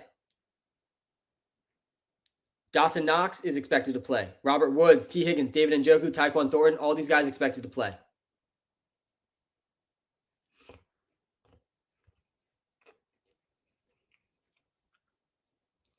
I think Chuba Hubbard over Addison is a very tough call. I still would probably lean Addison over Chuba Hubbard. All right, let me run through the news here again. I know I glitched a little bit on the TikTok live. Not expected to play today. Tank Dell not playing. Jeff Wilson not playing. Expected to play. Marquise Brown is expected to play. Darren Waller, Dawson Knox, Robert Woods, T. Higgins, David Njoku, Tyquan Thornton. Good signs about game time decisions. It does seem like Saquon's going to play. He's a game time decision. I think he's a pretty risky start, but he can be started in a lot of spots. And Sam Laporta should be started. Sam Laporta should be started over most tight ends. I'm not starting Sam Laporta over non-tight ends, though. Like, don't start 2 tight ends. Fantasy football is hard enough as it is. Don't make it harder than it needs to be. Tight ends are brutal in fantasy. And Sam Laporta is leading all tight ends in yards, and I still don't think he should be started over many non-tight ends. So I got Hawkinson, Andrews, Ingram, and Goddard. And then it's Laporta. I got Laporta over Waller. I got Laporta over Kittle. I have Jake Ferguson pretty high. I like him this week. I think that you want pieces of this Cowboys-Chargers game today, guys. I'm very excited for that game. CJ Stroud or Brock Purdy. Just want to hear the reasoning. Yeah, so it's got to be Stroud over Purdy. First of all, the weather in this 49ers game is not going to be good. Second of all, the matchup is not good for Brock Purdy. Not good. It's maybe the worst matchup he could have. The Browns defense, guys, is one of the best defenses in the league. I think they're still a top 5 defense. I know they struggled a bit in their last game. Let's compare these two. And Stroud, guys, is really on a historic pace to start his rookie season. He's gone over, I think, 240 passing yards in every single game so far this year. He has at least 242 passing yards in every single game so far this season. And this is one of the tougher matchups he's had, the second toughest matchup he's had against the Saints today. But yeah, he's been great. He's throwing a lot of passes. He's averaging more points per game. He's got the better matchup than Purdy. He's averaging a little less points per game. But yeah, this is a second worst matchup for quarterbacks is Brock Purdy's matchup. Plus, you add in the fact that this game can have heavy rain and significant wind. I think that is enough to push me over the edge. And yeah, Stroud's averaging way more passing yards per game. And I think more passing attempts probably too. Yeah, much more passing attempts per game too. And Purdy's definitely been a bit more efficient here, but it's Stroud over Purdy for sure this week, given the game environments and all that context. Happy Sunday. Quick question: Christian Kirk or Devontae Smith PPR? Yeah, I think it's Devontae Smith over Christian Kirk. And I'm in on Devontae Smith and AJ Brown this week without the Jets corners playing. The top 2 corners for the Jets are out. The Jets are usually a very good defense. Goddard or Ingram. Yeah, I've Evan Ingram ahead of Goddard, just barely. And both are good options, I think, this week. Both have good matchups this week. The matchup is actually better for Goddard, but I don't know how you can be benching Evan Ingram with Zay Jones out. Definitely is a big bump for Evan Ingram. Guys, we're live on TikTok. We're live on YouTube. Hit the like button if you're watching live on YouTube. Seriously, take 2 seconds. Everyone in the YouTube live takes 2 seconds. Lean to your computer or phone. Tap the little like button. Helps me out way more than you realize. Hit the subscribe button too. If you're watching live on TikTok, guys, hit the follow button. You can press the like button on the TikTok live too. Helps me out a ton. I do have Darren Waller, I think, ahead of Kittle today. I'll pull my tight end rankings here on the YouTube live. Why is Kirk a bench? Because the weather's bad in that game. The weather is bad. Why are bench Gabe Davis versus the Giants? It's a fine matchup for Gabe Davis. It's just the volume so low, and that game might not be close. Why are we starting Garrett Wilson? Because it's a very good matchup for Garrett Wilson. Start Fields or Herbert. Yeah, I got Herbert over Fields. I have Herbert over Burrow. I have Herbert over Fields. I have Herbert over almost everybody. The only QBs I don't have Herbert over are Josh Allen and Jalen Hurts. That's it. That's Justin Herbert for me. I think that game's going to be super high scoring. I want pieces of the Chargers offense with Austin Eckler back as well. All right, let's get to Burrow, dude's first year in fantasy. This is absolutely not my first year in fantasy. I've been playing fantasy football since I was in the 5th grade. That's back we're talking 2004, 2005. I mean, it's been a long time, too many years. And I still love it. It's still one of my favorite things in life. And these live streams are one of my favorite things I get to do every week. And yeah, we've been on the Debo bench. Make this list with your eyes closed. No, I didn't. That would be pretty hard to do, honestly.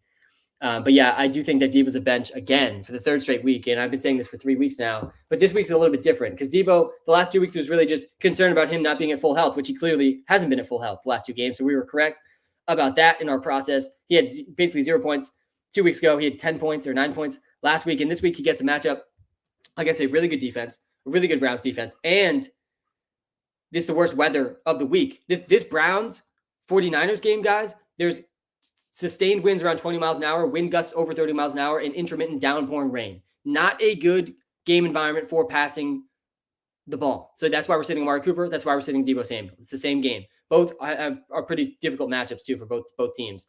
And Lamar taking off here in the red zone, and I think that was first down. So they're going to have a chance to score here on this drive for sure. All right, let's get back to some of these start sits. JT or London. I'm leaning Drake London over JT. If I have a good option like London, it's a good matchup for Drake London. I think a top 3 matchup here for Drake London. Ayuk is also dinged a bit because of the game environment and this weather, just not as much as Amari and Debo are. I still think Ayuk can be started, but yeah, I did bump him down in my rankings because of all of the things going on for that game. If no Marquise Brown, who do I start? Yeah, I think Marquise Brown is going to play. But if you don't have him, yeah, I think I would go Lockett over Brian Robinson and Lockett over Foreman.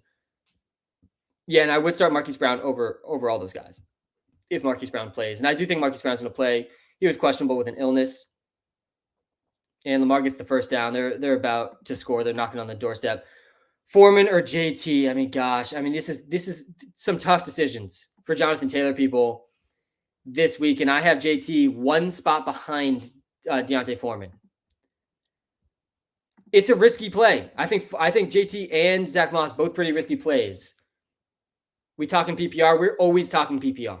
I only talk in PPR. Is Saquon going to play? It does look like Saquon's going to play. I think DeMarcado over Ford is fine. How do you have Burrow as a must start, but his receiver as a must bench? I think it was I had Boyd and Higgins as must benches. Yeah, and like this is a similar thing we see with Mahomes and his receivers sometimes. So, like I think I had all their receivers as must benches, basically from Mahomes.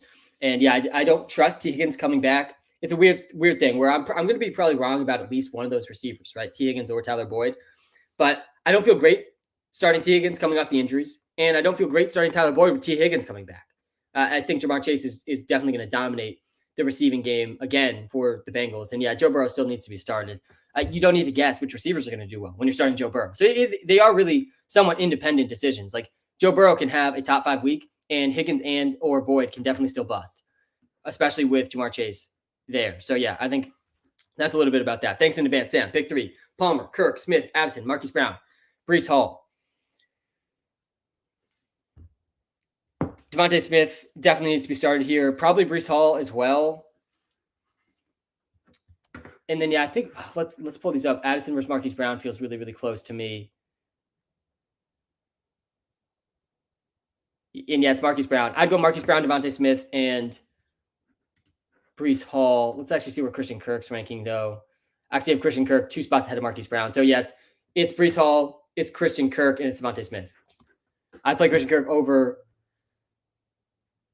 Marquise Brown. I play Christian Kirk over Jordan Addison. And Christian Kirk did really bad against the Colts back in week 1, but he's been catching fire really since. And I think he's got to be started with Zay Jones out. Another tough one for you, Sam. PPR Higgins. Oh yeah, we got tough ones this morning. I love the tough ones. We got to grind through some tough start sits. That's what fantasy is. And this is where wins become losses and losses become wins. You got to make the optimal decisions, and you just got to trust in your process, because you're not going to. A good process does not lead to the right results 100% of the time, but maybe 60, 70% of the time, we can give ourselves an edge. All right, Higgins, Olave, or Breece. Higgins off injury. Olave is banged up. QB versus a run funnel defense. Breece is facing a gnarly Philly defensive line. This is not a good matchup for Breece. I mean, we were all in on Breece last week. I had him a top 5 running back. We cashed on his prop last week, but that was against the Broncos, and you don't get to play the Broncos every week. I wish you did. I wish the Pats got to play the Broncos every week. I'd probably be feeling a bit better as a Pats fan, but yeah, this is a much, much, much different matchup for Breece this week. Let's do this comparison actually on the YouTube Live. Let's do this up on the WalterPicks app. We got Olave, we got T. Higgins, and we got Breece Hall. And yeah, this is definitely a really tough one.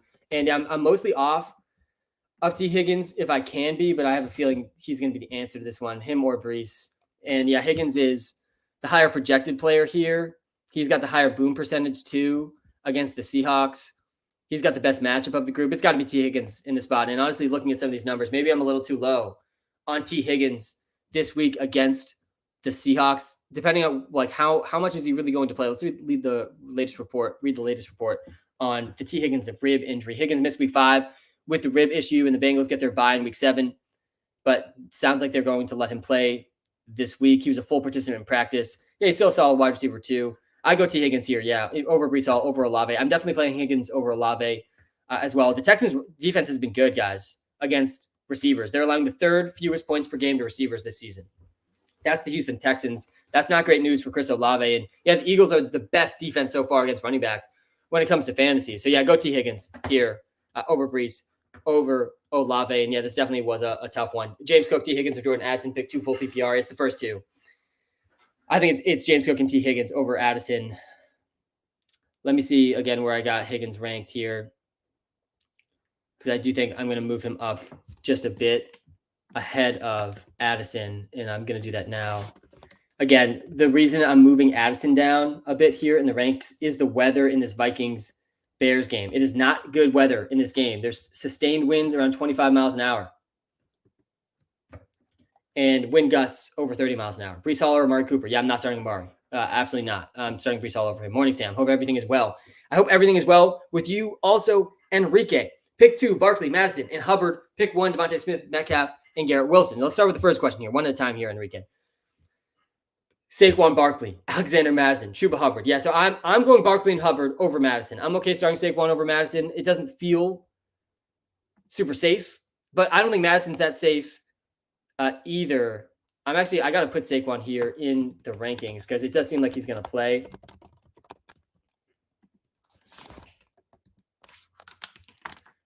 Saquon slots in at number 20 for me. Again, if you come to the YouTube live from the TikTok live, you get my top 25 rankings, every single position. And actually my running backs, I think I have like 32 running backs in my top 25, and I got like 41 receivers this week, I think, in my top 25. So it's really more than 25. And come to the YouTube live, it's free, right in the TikTok bio. You get my top 25 rankings every position. And we just slotted Saquon in at 20. So yeah, I'd go Saquon and Hubbard over Madison. Waddle or Ridley? Yeah, that's a tough call. I think both guys are good options this week. I got Waddle a couple spots ahead of Ridley, though. I'm playing Waddle. Moss or Tutu? I like Moss more than Tutu. I don't think you can play Tutu right now with the return of some of these receivers. Debo or Godwin? Got to be Godwin over Debo. Thoughts on Jordan Addison now that Justin Jefferson's hurt? Yeah, I'm very excited about Addison. I think Addison has an extremely high ceiling with Justin Jefferson out. I just worry a little bit in this game specifically because of the weather. It's a good matchup, though. So he definitely can still have a good game. I am playing DJ Moore over Ridley as well. Hey, Sam, 14 team. I'm trying to trade Mixon and Kittle for Laporta. Who should I target? Oh, Mixon and Kittle or Laporta. I read that as for Laporta. Yeah, I would trade Kittle, not Laporta. I would trade Kittle, especially coming off a big game. And yeah, if you're trying to target a good running back, let me pull the running back rankings. I think Kyron Williams is definitely a good guy to be targeting. I think Alvin Kamara is a good guy to target. I like going after. I actually don't even know if I would be trying to trade away Joe Mixon right now, though. He's a top 12 running back for me this week. His role has been great. Hey, Sam, Ramondre or Amari? Yeah, just such a gross decision you got to make here between Mondre and Amari DiMercado. I think DiMercado is the trap of the week. That's what I would call him because he was not playing ahead of Keontae Ingram when Keontae Ingram was playing earlier this season. Keontae Ingram was back this week. I lean Mondre over DiMercado personally. I am going to play DiMercado over Keontae Ingram. I just wouldn't be surprised if Ingram gets more touches than DiMercado. It just wouldn't be surprising. Or if Ingram gets the goal line carries over DiMercado. That wouldn't be surprising either. Hey, Sam, half PPR, Michael Pittman or Olave. I feel like I can't justify benching Chris Olave. No, you definitely can. You definitely can justify benching Chris Olave. And I like Chris Olave. I've been a Chris Olave fan really since the beginning of last year. He's a guy that has dominated air yards for the Saints for really since he joined the team. But yeah, Olave is not a better option than Pittman this week with the matchup against the Texans. A much better matchup for Pittman against the Jaguars than it is for Olave against the Texans. The Texans are allowing 13.6 points per game to wide receivers this season. That's the third fewest in the NFL. So not a good matchup for Olave. He's dealing with a toe thing. This game might be pretty low scoring. And then Pittman, he's going to get peppered with targets from Gardner Minshew in this one, and they're probably going to be playing from behind. The target share numbers have been very, very good for Michael Pittman. Over 20% target share in every single game for Michael Pittman. That is the type of floor I want from my wide receivers. We saw a pretty bad floor each of the last 2 games here. For Olave, he went under that mark, that 20% mark in his last 2 games. I definitely think he can bounce back, and look at this stretch of matchups Olave has coming up after this game. So maybe he'll be an interesting buy low after this game. But yeah, I'm playing Pittman over Olave this week for sure. And I have Pittman ranked well ahead of Olave in my rankings up on the YouTube live. White or DiMercado? Got to be White over DiMercado. Waddle versus Thielen, DJ or Waddle? Oh, God, yeah, a lot of Waddle questions. And I like Waddle a lot this week. I have Waddle ranked number 14, but I have Thielen ranked number 12, and I have DJ Moore ranked number 11. So I do have DJ Moore and Thielen both ranked ahead of Jalen Waddle. I got Waddle one spot ahead of Michael Pittman.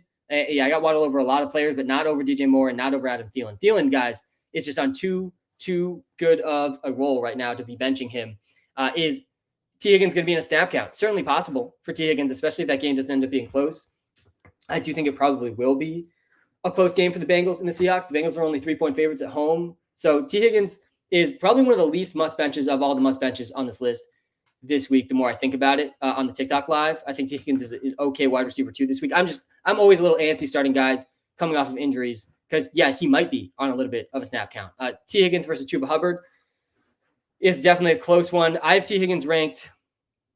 Let's see. I have Chuba Hubbard ranked down at RB16, and I do kind of like his PPR role. And then I got T. Higgins ranked down at wide receiver 26. Super close one. I honestly think I lean T. Higgins a little bit over Chuba Hubbard. but I think Hubbard's probably a little bit safer. I think Higgins' ceiling is just much higher. So do you want to lock in 10 plus PPR points? I think you go to Hubbard. I think he's going to get a decent receiving role and lead that team in carries pretty easily in a game that Panthers are going to be trailing significantly in this game. They're 15-point underdogs versus a close game against the Seahawks for the Bengals. Definitely a high ceiling there for T. Higgins, but a low floor coming off the rib injury that held him out last week. Olave or Tyler Lockett?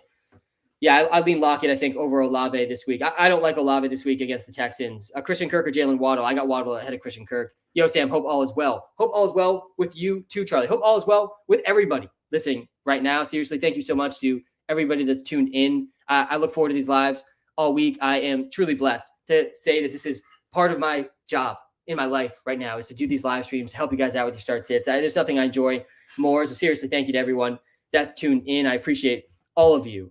The best way you could possibly support me is checking out the WalterPicks app, which I'm going to answer thousands of start sits on this live. I do every single Sunday morning live, and I'm going to try, literally, I've tried to get to every single start sit question in the TikTok live and in the YouTube live.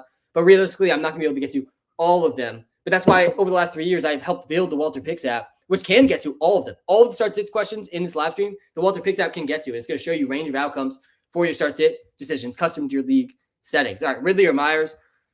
Yeah, it's a tough call here between Ridley and Myers. I have Ridley at 17. I have Jacoby Myers down at 19. So I would play Ridley over Myers, but I'm definitely excited about Ridley this week for sure. A big catch there for Mark Andrews. I think that might have been his first catch. Love the content, Sam. Logan Thomas or Kmet. Chicago weather is bad. Time to drop Waller. No, I don't think it's time to drop Waller. I actually think I have Waller over Logan Thomas and Kmet this week. I think I would play Waller over both those guys. I think Waller's technically questionable in this game. I have Cole Kmet still ahead of Logan Thomas, and I do think to some extent the weather impacts guys like Cole Kmet, guys like TJ Hawkinson in that game a little bit less than some of the really deep like route receivers, because it's just so hard to throw the ball deep in the wind in that game. Again, there's sustained winds around 20 miles an hour in that Bears-Vikings game and wind gusts over 30 miles an hour. Similar type of deal in that 49ers-Browns game, plus there's going to be heavy rain intermittently in that 49ers-Browns game. So both those games, you got to be cautious of the weather. But yeah, I still think Kmet over Logan Thomas is probably fine. Both good options, like good when it comes to tight ends, at least. They still have a floor close to 0 points, of course. A Burrow or Cousins? It's Burrow over Cousins for sure this week. I don't think this one's very close this week. I think Burrow is a really, really good option this week in what's projected to be a pretty close game against the Seahawks. Jamar Chase is looking like himself. Joe Burrow, like last week was the first game Joe Burrow looked truly healthy. Debo over Thielen? No, definitely not. Got to be Thielen over Debo. Got to be Goddard over Kmet as well. Rashad White or Madison in half PPR? I'm going Rashad White over Madison. I remain pretty concerned about Cam Akers overtaking Madison. The reason I've Gabe Davis is a must bench is the volume is just so low for Gabe Davis. This game might not be close. This game might be over early in the third, early in the fourth quarter. They're 15 or 16-point favorites against the Giants. It's a good matchup for Gabe. But if Gabe Davis does not score a touchdown, Gabe Davis is going to go under 10 fantasy points. Like, he has a pretty low floor. And even his ceiling is capped because, like, even games where Gabe Davis scores a touchdown, he doesn't get enough catches or yards to have a huge game. A carry here for Zay Flowers. That looked like it could have been a flag. Marquise Brown, Brees, or Nico start two. I do really like Nico Collins this week with no Tank Dell in the lineup. It feels like he's a much safer play. I have Marquise Brown still ranked ahead of him, though. And I think especially if there's a PPR league, go with Nico Collins and Marquise Brown here. This is not a good matchup for Brees Hall this week at all. I still have Brees Hall ranked ahead of guys like James Cook. For example, I have James Cook one spot after Brees Hall. That one's pretty close. But yeah, this is the Eagles are allowing the fewest points per game to running backs. The Eagles are the number one defense against running backs. The Eagles have, I would argue, probably the best defensive line in the league. One of the best defensive lines I've ever seen. But their secondary is really not that great. It is a pass funnel defense for sure. And that is part of the reason I like Garrett Wilson so much today. And yeah, I'm definitely nervous about Brees. I'm okay starting Nico Collins and Marquise Brown over Brees, especially if that's a PPR league. Nico, Pittman, or Olave. Yeah, it's got to be Pittman, then Nico, then Olave. It's Pittman, then Nico, then Olave for me this week. Let me pull up my picks against the spread. We're right around 50% on these picks against the spread. I'll share my picks against the spread on the YouTube live on the bottom of the screen. KJ Osborne or Brian Robinson? Yeah, got to be Brian Robinson over Osborne, especially with the weather in that game. Mike Evans or Amon Ra? Got to be Amon Ra over Mike Evans. If sit Moss, does that mean start JT? Yeah, so I'm just kind of nervous overall, kind of about both of them. I think the floor is super low for both. At least one of them is probably going to have a good game. And there's even a chance both can have good games. It's just like they're going to cannibalize each other to some extent. And I feel really strongly that the the role is only going up for JT. Guys, JT only played 15% of snaps last week. JT played 10 snaps last week. Like, that's got to at least double in this game. There's no way it goes down. It's only going up. So it's only getting riskier and riskier to start Zach Moss. And it's not going to go up to the extent that I feel so strongly. You got to start JT. I think they're both pretty risky starts. I personally would start JT over Moss this week. But I don't feel good about either of them because I think it's just a really, really wide range of outcomes for the two guys. Hey, Sam, what's the prop of the day? The prop of the day, it's Garrett Wilson over 55.5 receiving yards. Let me pull this up on the TikTok live really quickly. This is from the prop evaluator and the WalterPicks app, which you can download for free in my TikTok bio. Garrett Wilson over 55.5 receiving yards. The Eagles have a pass funnel defense. They have one of the best defensive lines in the league, maybe the best defensive line in the league. And their secondary has not been great against receivers. They're allowing top 10 numbers to receivers this season. I think 6 or 7 different receivers have gone over this line against the Eagles so far this year. And I think Garrett Wilson's going to be the 6th, 7th, or 8th receiver to do it today. Garrett Wilson dominating the targets, really good target share with Zach Wilson. Zach Wilson has looked capable, at least the last couple of weeks, and the Jets are going to be getting crushed in this game. They're going to be down significant points in this game. Garrett Wilson is going to get plenty of targets. I think he can clear this line with ease. I think he could even double up this line today. I really like the ceiling for Garrett Wilson today. I think the floor is pretty high. I'd be pretty surprised if he didn't get at least close to this line at worst case. So yeah, Garrett Wilson, he's the free player prop of the day. I'll lock that in. Also, as always, guys, if you've never played on Sleeper before, go take the free discount on Sleeper, and you get 100% deposit match too on Sleeper if you use code Walter. And you'll get 100% deposit match if you've never deposited on Sleeper before. So go take the Garrett Wilson line. Also, they're discounting Jamar Chase's line down to 72.5 yards today. That's pretty much free. I do really like. I think Chase's line is low at 84.5, so I like it at 72.5. And again, if you use code Walter, you'll get 100% deposit match on Sleeper. The link to that's in the YouTube description, or just go download Sleeper. You probably already have Sleeper and play their pick'em game and use code Walter. You get 100% deposit match if you've never deposited before. All right, Sam, Amari Cooper or Deontay Foreman? Yeah, so I want nothing to do with Amari Cooper today. I think Amari Cooper is one of the most must benches of all the must benches this week. There is no Deshaun Watson. Last game without Deshaun Watson, he had 2 points.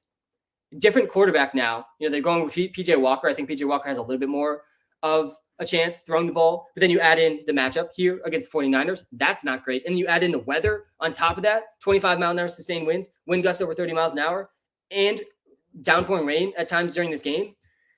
No thanks to Amari Cooper this week. I think you got to go elsewhere. And yeah, Deontay Foreman's a fine option. Deontay Foreman could get 20 touches today. I still think that Justin Fields probably leads the Bears in rushing today, but yeah, definitely in play. Do you think Saquon will play? Yep, I do think Saquon will play. I have him as my RB20 this week. Travis Etienne or Chuba Hubbard? Yeah, got to go Etienne for sure. Is Ayuk a must bench? Nope, he's not a must bench, but I do think he's risky too, given the weather in that game. Raiders against your Pats or Detroit defense. Yes, the Lions get the Bucks. I think the Raiders against the Pats is pretty strong, man. They're down 72-3 in their last 2 games. They have 3 points in their last 2 games. And I mean, don't get me going, here about the Pats, just in general. It's been 2 straight games now for the Pats. It's too late. You got me going. Zay Flowers, touchdown. Let's go, Zay. Love to see that for Zay Flowers. 2 straight weeks for the Patriots. Struggling offense. They work the ball down the field. And it's a 4th and short. Or I think even in the Cowboys game, it was 4th and 1 at like the 11-yard line, and they kick a field goal. That was their 3 points they've scored in the total last 2 games. Like, they're not even aggressive enough to warrant any type of hope. If you are a team that is the underdog in the game, and it's 0-0, and you're at 4th and 1 in the red zone, you need to be aggressive and embrace being the underdog. And so many teams in the NFL are playing to not lose their job rather than playing to win. Like, if I was coaching the NFL, I would rather lose by 40 points and at least have a chance by being risky early on than lose the game by 7 points and have the game be close. Because at least I had a chance in the latter scenario. I don't know. That's just me. Maybe that didn't make sense to you guys. But yeah, I think just horrible decision making, coaching, play calling, everything. Offensive playmaking, nothing for the Pats. Dameon Pierce, Deontay Foreman. Yeah, I'm going. I think I got Dameon Pierce ahead of him. Let's see here. And yeah, I do. I have Dameon Pierce 2 spots ahead of Deontay Foreman. It's a close one. But yeah, Dameon Pierce role actually looked pretty good last week. Let's pull up the Dameon Pierce game logs here on the YouTube live. Again, we're live on TikTok and YouTube right now, guys. And on the YouTube live, you get my top 25 rankings every position. I actually have 41 wide receivers in my top 25 wide receiver rankings. This week, you can find all those on the YouTube live for free. The running backs are scrolling at the bottom of the screen right now. Let me actually switch to the receivers. here on the YouTube live. And then also I can share my screen on the YouTube live. So it's just a little bit better of a viewing experience. Like we're about to look up the Dameon Pierce game logs here and see if I'm right that the role actually was pretty strong for Dameon Pierce last week. And yeah, he played 58% of the snaps. So he's now played over 50% of the snaps in 3 straight games. And yeah, he had 20 carries. He's got 44 carries in his last 2 games. Huge rush share for him. The target share is still pretty low overall. And yeah, he hasn't had any big games. And this is actually the toughest matchup of Dameon Pierce's season. He's had a pretty tough schedule here to start the season. And what was that? Was that an onside kick? I don't know what just happened there. I did not see. It seemed like a scramble though in the London game, and maybe just a blocked kick. Yeah, it was a blocked extra point or something, but touchdown to Zay Flowers at least. So yeah, the role has been good for Dameon Pierce. And yeah, 20 carries is a guy that I do want to start just in general, even though it's a tough matchup here against the Saints. I think it's okay to start him over Foreman. Rachaad White or Jonathan Taylor. It's Rachaad White over JT. Like if I got a guy like Rachaad White, a guy like James Cook, I'm starting him over JT this week. And each week it's going to get easier and easier to start JT. Thank you for the follow on the TikTok live. Why don't you like KJ Osborne? I don't like KJ Osborne because of the weather in the Vikings game. Again, Weatherman Sam, guys, you got to be aware today. The Vikings-Bears game. Sustained winds around 15 to 20 miles an hour and wind gusts over 30 miles an hour. Very similar weather to the Thursday night game. So if you watch the Thursday night game, that game was impacted by the weather. I mean, Russell Wilson had by far his worst passing day of the season. That was not a coincidence with the weather there. And you go to Ithaca College. I did go to Ithaca College. Go Bombers. But the Roll Bombs, always a great day to be a Bomber at Ithaca College. But the weather's going to impact this game too for the Vikings and Bears. That's why I'm out on KJ Osborne. That's why I knocked down Jordan Addison in my rankings. I still like Addison more than KJ Osborne. We're getting some comments in the live streams that are like, bro, I'm from Chicago. The weather's fine right now. Bro, I'm literally standing on the field in Chicago, bro, and the weather's fine. And that's good. You know, that's good news to hear. That makes me a little less concerned about the weather. But the thing is, I don't really care about the weather right now in Chicago. I care about the weather in 2.5 hours from now. And what I'm reading from the weather reports that were updated about 5 minutes ago, there is expected to be winds sustained around 15 to 20 miles an hour in this game. And there's going to be wind gusts over 30 miles an hour. There's not going to be rain. And, you know, when there's not the gusts at 30 miles an hour, like you can pass with 15 mile an hour winds. You can pass with 20 mile an hour winds. It's when you pass the 25 mile an hour wind mark that I get really concerned. So yeah, you should still be aware, I think just in general, that the wind is likely going to impact this game. It's still a good matchup, though, for the Vikings offense. The Bears defense has been atrocious. So, yeah, I still think Jordan Addison has a really high ceiling. I'm definitely more nervous about KJ Osborne overall because of the weather. And it's not going to be as bad of a weather game, I don't think, as the 49ers and Browns game. And it looks like the Browns-49ers game, the wind projection has actually come down a little bit, closer to the 15-mile-an-hour sustained winds. But there is going to be gusts on top of that. And on top of that, this game is expected to see heavy rain. The 49ers and Browns game, there's going to be some intermittent rain showers during that game. So both these games, I think just lower expectations a little bit in the passing game. And it is at least good to hear in the comment section from some people in Chicago that the weather doesn't seem so bad in Chicago right now. Guys, we're live on YouTube. We are live on TikTok. If you're watching live on YouTube, guys, hit the like button. If you're watching live on TikTok, smash the screen to hit the like button there as well. Tua or Fields. Yeah, I'm going Fields over Tua still. Is Pacheco or Devontae Smith better? Well, Pacheco already played. But Devontae Smith is the better PPR option, I think, this week. With the Jets are without their top 2 corners in this game. Moss, Lockett, or London at flex, half PPR. Lockett versus London is interesting in half PPR. I don't think I'd play Moss over either of these guys. Drake London's definitely in play this week, and he's certainly a risky start every week just with how the Falcons offense works. You know, this game against the Commanders, it could be an ugly game for the Falcons offense where they don't need to throw a lot. But this is a good game to throw. The Commanders have been the best matchup possible for receivers this season. They're allowing the most points per game to wide receivers. That's the Washington Commanders. That's who Drake London gets. But yeah, Lockett's been better in basically every single way than Drake London this season. More points per game. He actually has less yards per game, but he's scoring more touchdowns. Look at the receiving stats here. He's got more catches, more targets. His air yards are a bit higher. His target share is a bit better.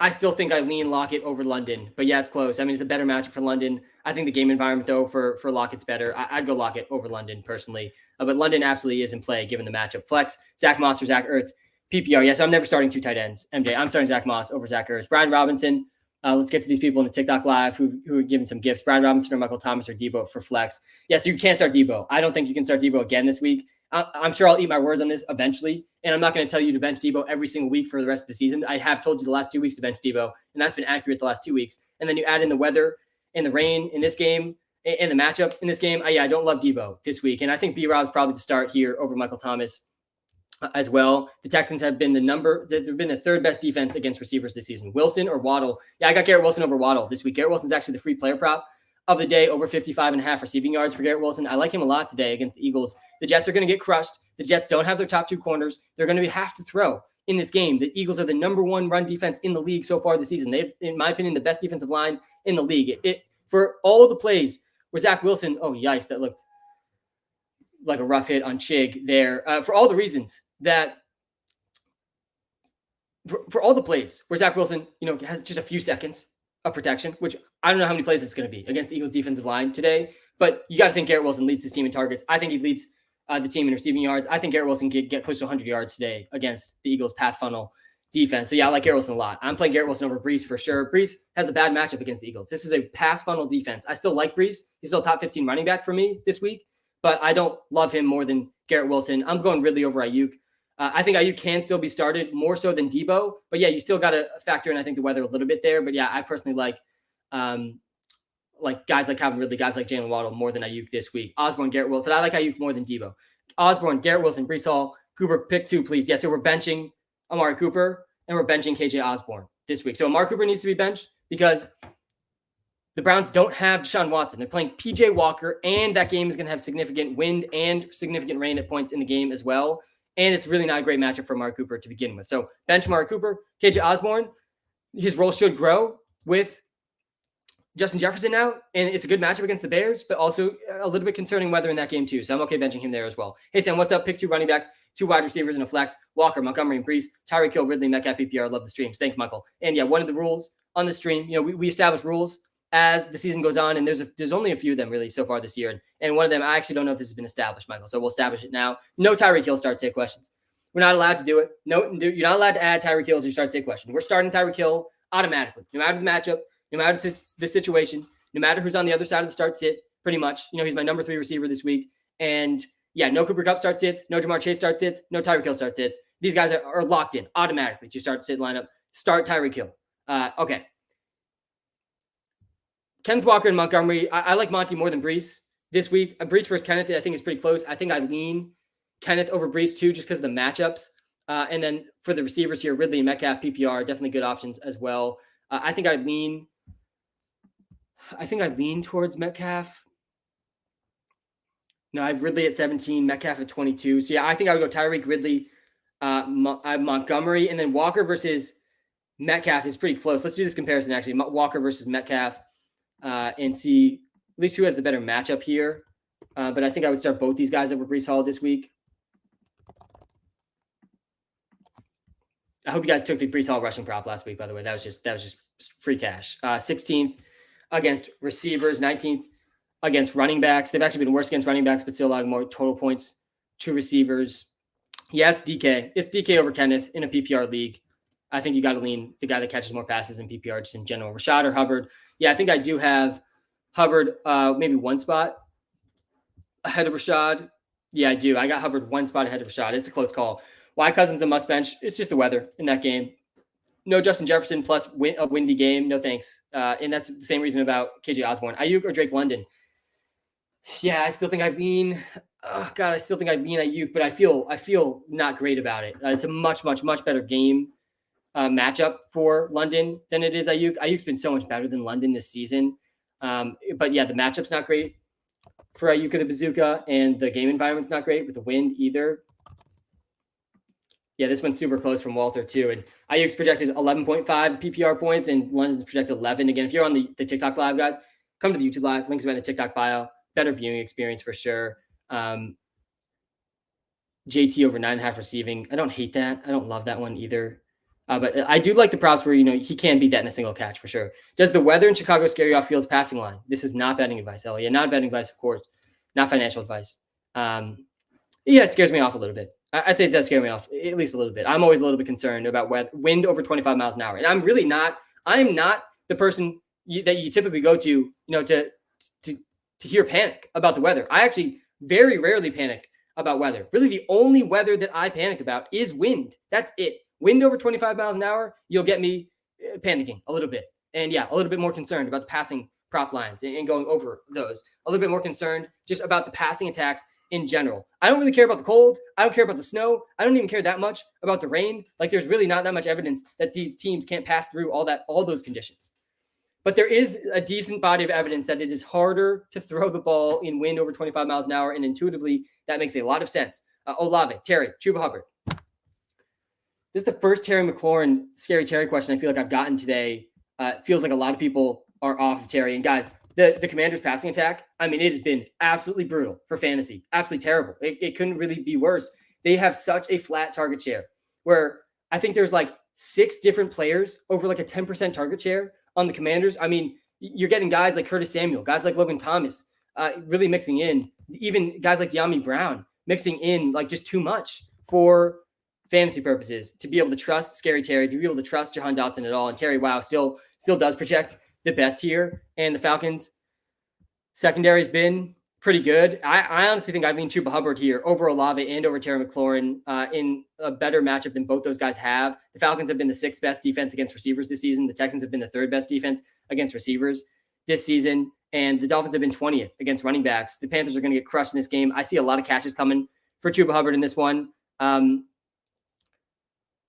Yeah, I mean, I generally would really prefer to start Olave, but yeah, it's a bad match for Olave, and he's coming off kind of just a weird game with his toe. He did end up running around 100% of the dropbacks, but this is the toughest match of the season here for the Saints passing attack and Olave. So yeah, I'm okay going Chuba Hubbard here, and I think I would go Terry McLaurin over Olave as well. I definitely don't feel great about it. Do I start Saquon tonight? Yeah, you can start Saquon tonight. He's my RB20.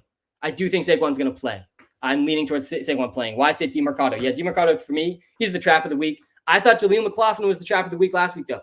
So, I'm gonna take the L there. I'm gonna take lots of L's over the course of the season, and Jaleel McLaughlin was one of them for sure. Told basically everybody to bench him last week, and that's what I'm doing with DeMarcado again under a similar process. First of all, DeMarcado, he's a 3rd or 4th string running back in the NFL, so it's hard for me just off the cuff, despite the role we might expect, to get excited about a guy, that's a running back 3 or running back 4 on most NFL teams. He's got several injuries now to clear the path. But guys, before Keontae Ingram was injured for the Cardinals, Keontae Ingram was well ahead of DeMarcado on the depth chart. He was actually playing in games when James Conner was playing. DeMarcado was not.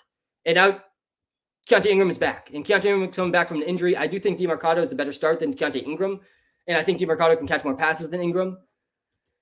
But yeah, I'm definitely nervous about DeMarcado, and I think there's a really, really, really low floor for him. Hey, Sam, another question. Purdy or Howell? Yeah, I'm going, God, I want to say Purdy over Howell. I think it's Purdy over Howell despite the weather in that one. I Purdy at QB 14. I got my QB rankings up on the YouTube live right now. Taylor or DeMarcado? Yeah, I go Taylor over DeMarcado. I go Taylor over Zach Moss too. I don't feel great about either of them though. But yeah, I'm going Purdy over Sam Howell. I do not want Sam Howell this week at all. Montgomery or Saquon in my flex. How is Saquon usage going to be? Yeah, I mean, there's a really, really wide range of outcomes for Saquon, all the way to the point where he still might not even play. He's technically questionable. He's expected to play, but he is not officially playing yet. I'm okay moving forward under the assumption that he's going to play for start sits, for the 1:00 Sunday games.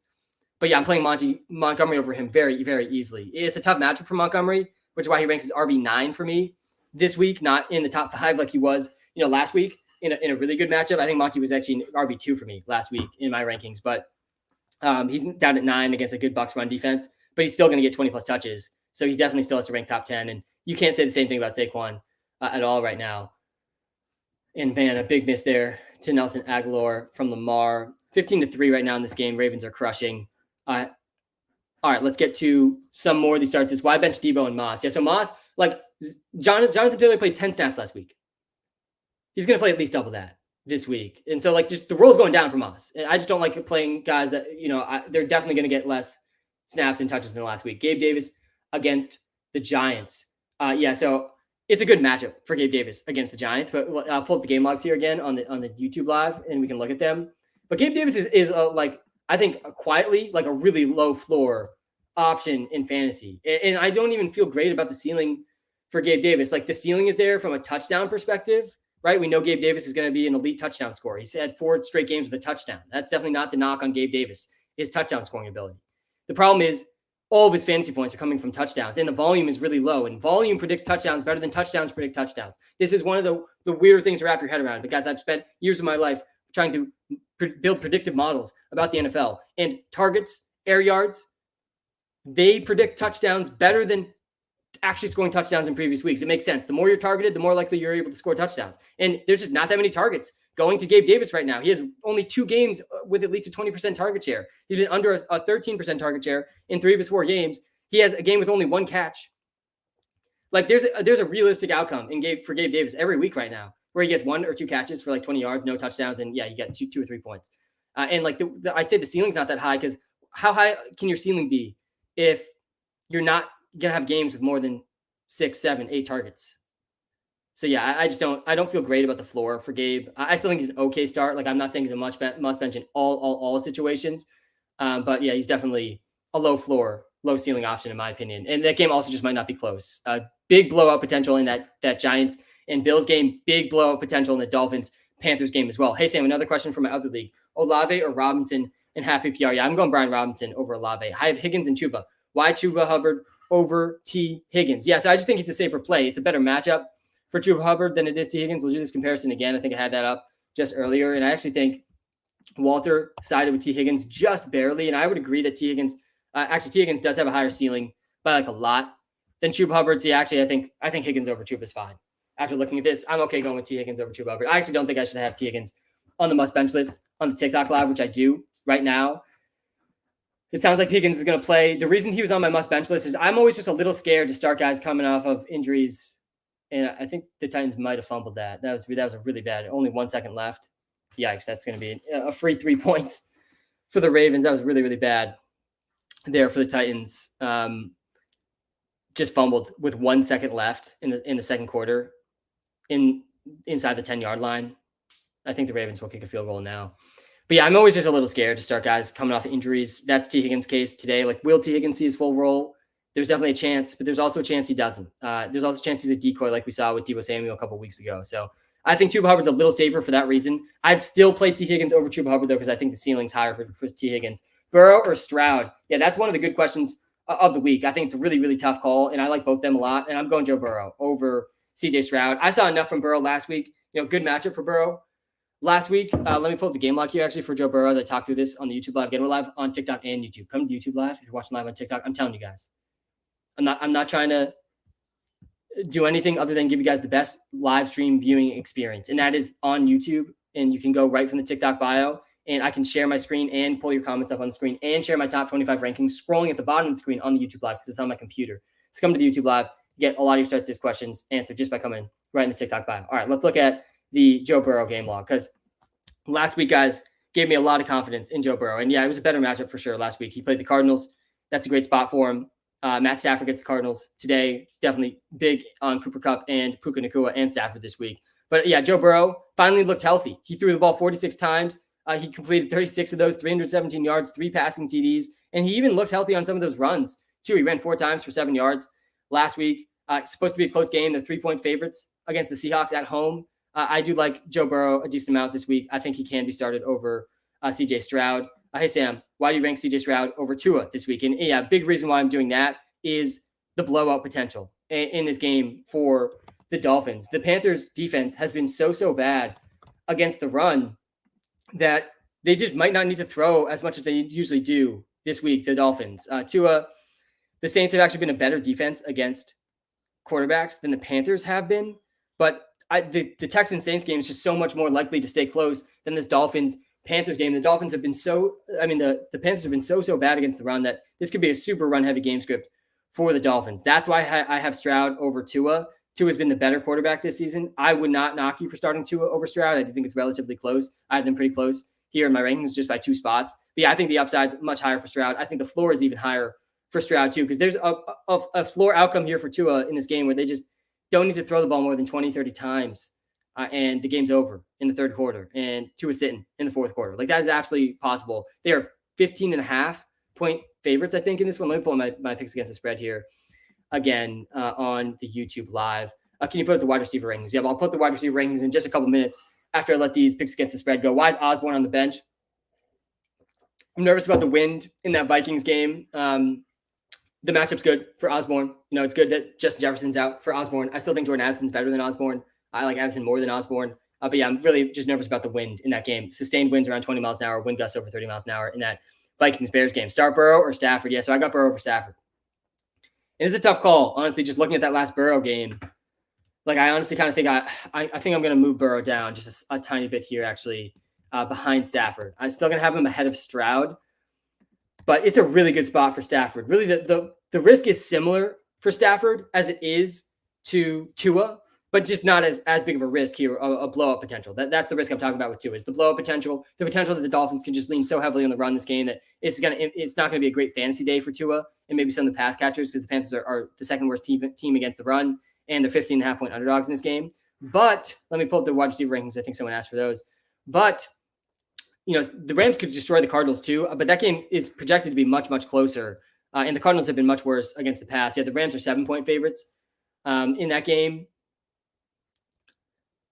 So, yeah, I think I would go Stafford over Burrow. I think Stafford has a really high ceiling this week. With Cooper Kupp back, Puka Nacua, he's got one of the best surrounding weapons in the league, really. Okay. Sam, good morning. I have Jamar and Waddle. I just traded Jerome Ford for Terry McLaurin. Thoughts on that trade and thoughts on Terry the rest of the season? I'm fine with that trade. I'm cool with that. Yeah, I think Jerome Ford is a pretty good guy to trade away, but I don't feel great about Scary Terry still. That Commanders are just spreading the ball around too much for fantasy purposes. Goff or Geno? Yeah, I got to be Goff over Geno in my opinion. Tua or T-Law? Yeah, I think I got T-Law over Tua this week. Why bench Cousins? It's the wind in that game. It's a good matchup for Cousins. Why start Rachaad White? Rachaad White's in a workhorse role, guys. He's in a workhorse role. It's not a great matchup for Rachaad White, but he is in a really compelling role where he's playing 70% of the snaps, and he's seeing 15-plus carries. He's seeing a significant target share, too.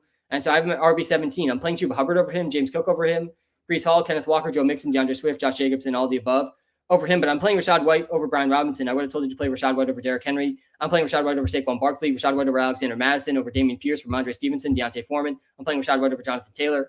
There's really not that many good options at running back this week outside the top 10. I mean, we look at the top 10 running backs, and I really think this year it feels even more so than past years in recent memory. Like, these top running backs, guys, have so much value in fantasy, especially these top 5, these top 10, Christian McCaffrey, Tony Pollard, Kyron Williams, I put on this list, Austin Eckler, Bijan Robinson, Raheem Mostert, Alvin Kamara, Travis Etienne, David Montgomery.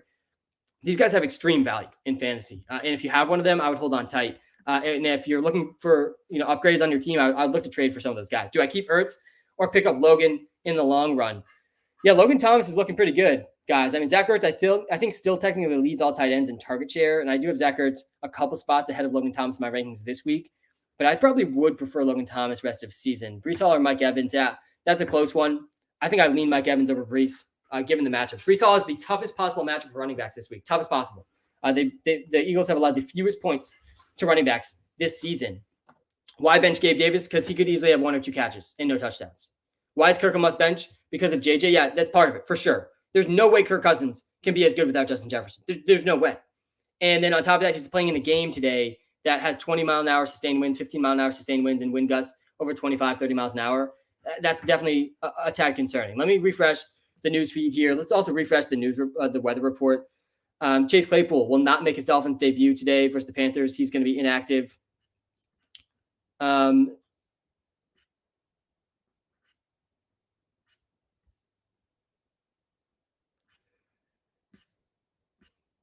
Looking for any other news to catch you guys up on. Doesn't look like much here so far. The Jets are without their top 2 corners today. Quez Watkins goes on IR. Mac Jones will be on a short leash this week. I mean, that's not surprising to anyone. Honestly, the biggest news of this morning, which has me kind of down, guys, I'm not going to lie, Anthony Richardson is likely done for the year. That's the report. That's the headline in my words. Anthony Richardson is likely done for the year. He's strongly considering season-ending shoulder surgery. Certainly think he should do whatever he needs to do, get back to 100% for next year. But yeah, just sad, for fantasy. Anthony Richardson is looking like a smash fantasy player, and he's certainly someone I'm going to be targeting aggressively in drafts next year. Garoppolo or Ritter? Yeah, I lean Ritter over Garoppolo. Smash the like button for Sam. DK lineup. Thank you, Ryan. hit the like button, guys. Seriously, helps me way more than you would realize. Now on TikTok, you can just tap the screen for the likes. Seriously, I appreciate it. Same thing on the TikTok, on the YouTube lives. Hit the like button. Takes you 2 seconds. And yeah, we got another DK lineup here. And honestly, I started out hot and I've been cooling on the DraftKings lineups. And I've been overthinking them, I think, a little bit. Last week actually was a really good DraftKings lineup. I was one player away from cashing some serious money on DraftKings last week. I went with Tyreek Hill instead of Jamar Chase, and that's what crushed me. But we had a really successful DraftKings lineup. We had Brees and Monty in the DraftKings lineup last week. Here's the DraftKings lineup this week. We're stacking Joe Burrow with Jamar Chase. You got to build your lineups around, I think, one of these top receivers every week in these tournaments. It's Cooper Kupp, it's Chase, it's Tyreek Hill, it's Keenan Allen in the main slate this week. One of those 4 guys I think you got to build around. And for me, I like the Joe Burrow, Jamar Chase stack price-wise the most of all those stacks with those top receivers. So yeah, I'm going with the Joe Burrow, Jamar Chase stack. Again, T. Higgins supposed to be back this week. It's not even the best matchup necessarily for them, but Joe Burrow looks back at full health, and he's priced pretty low compared to some of the other top quarterbacks. At running back, I think Alvin Kamara has slate-breaking potential this week for sure against the Texans. His role has been elite. He's elite receiving role, and he is getting the goal line touches for the Saints as well. Really good matchup for him against the Texans. They're a bottom 5 run defense, bottom 6 run defense again this season. I really like Kyren Williams today too. I think if you're going to not target Cooper Kupp or Puka Nacua or Matt Stafford in your lineup, you should probably run it back with Kyren Williams, because one of these guys on the Rams is going to score multiple touchdowns today. And why not Kyren Williams, who's literally not coming off the field? He's not coming off the field. He's got a top 10 matchup, at least is a top 10 matchup this week for Kyren. Let me actually pull the number here for where the Cardinals rank in terms of points allowed to running backs. And yeah, the Cardinals, they rank 28th. So they're the 4th best matchup possible, or 5th best matchup possible against running backs. I am all in on Garrett Wilson this week. I like him a lot against the Eagles. And I'm going with Logan Thomas in the tight end slot. He was priced really, really low. I don't love the tight end and wide receiver 3 situation I'm in here. But I'm paying up for Raheem Mostert in the flex. I think if I was going to tweak this lineup at all, maybe pivoting off Mostert, Kamara, or Kyren, paying down for a little bit cheaper of a running back and finding a better wide receiver 3 and tight end and better defense too. I'm playing the Panthers and Raheem Mostert. Last week, though, worked out. I actually think playing just a min-price defense is a pretty sharp move on DraftKings and FanDuel tournaments, because people are going to pay up too much for defenses. All you need is one lucky touchdown on defense. Super high variance. We got it last week. We played the min price defense last week, and they did score a touchdown. I think it might have been the Panthers again last week. I forget who it was. But yeah, here's the DraftKings lineup this week. This is what I'm rocking with this week. And again, yeah, if I was to tweak this at all, I think I'd tweak Bourne, Thomas, and the flex and the defense. These last 4, I really like the start here, and I like the Burrow Chase stack in tournaments a lot this week. Ayuk or Ridley? Yeah, I'm leaning Ridley over Ayuk. Stroud or T-Law? I have them back-to-back in my rankings, and I have Stroud ahead of T-Law. I think T. Higgins is a fringe sit. I'm just nervous about someone coming off an injury where he didn't play at all last week. Trade question. After Purdy's inevitable bad game this week, should I trade T-Law for him? I have CMC, but I also have Ridley. Yeah, I like the T-Law Ridley stack a lot. I think that's a solid one. I would definitely trade him. Do that trade if you can. Hey, Sam, pick one. PPR, Addison, Higgins, Olave. Yeah, all 3 of these guys are really interesting ones. We're benching Osborne because there's significant wind in this Vikings game. We've gotten reports on the ground. So, here's the information. This is what I try to do, right? I try to give you guys the best information possible. You guys got to make your own start-sit decisions, ultimately. Like, you can use the WalterPicks app. It's going to help you with all your start-sits tremendously. You can use this live stream. It's going to help you with your start-sit decisions also. Here's why I'm nervous about the Vikings-Bears game. This game is projected to have 20-mile-an-hour sustained winds with wind gusts over 30 miles an hour. There's been reports from the comment section on the ground in Chicago that the weather's not bad at all right now. And you can throw in wind at 20 miles an hour. But when it gets over 25 miles an hour, I get pretty concerned. I don't think that's good for KJ Osborne. It's a good matchup for Osborne in Kirk Cousins and Jordan Addison. I like Addison a lot more than Osborne. I think Osborne should be benched. I think Addison is a fringe bench. He still has upside. Both these guys have upside. But yeah, the floor is low in a pretty windy game here in Minnesota versus in Chicago against the Vikings. Same thing goes on the other side. I did knock down Justin Fields, DJ Moore just a bit in my rankings. I still have DJ Moore as a top 12 top 12 wide receiver. I still have Justin Fields as a top 6 quarterback. So they're both still must starts pretty much in fantasy, despite the weather. And the Vikings guys can be started in a good matchup. Just be aware, the weather is going to impact the passing games. If it is indeed 20 miles sustained winds and 30 mile an hour wind gusts, that's the same thing we saw Thursday night where Russell Wilson had by far his fewest passing yards of the season. Like, it's going to be hard for these teams to throw if that is the wind scenario. So that's why I'm benching Osborne. That's why I'm benching Addison if I can. I like Addison still much more than Osborne, though. I still think Addison has a high ceiling And then Higgins.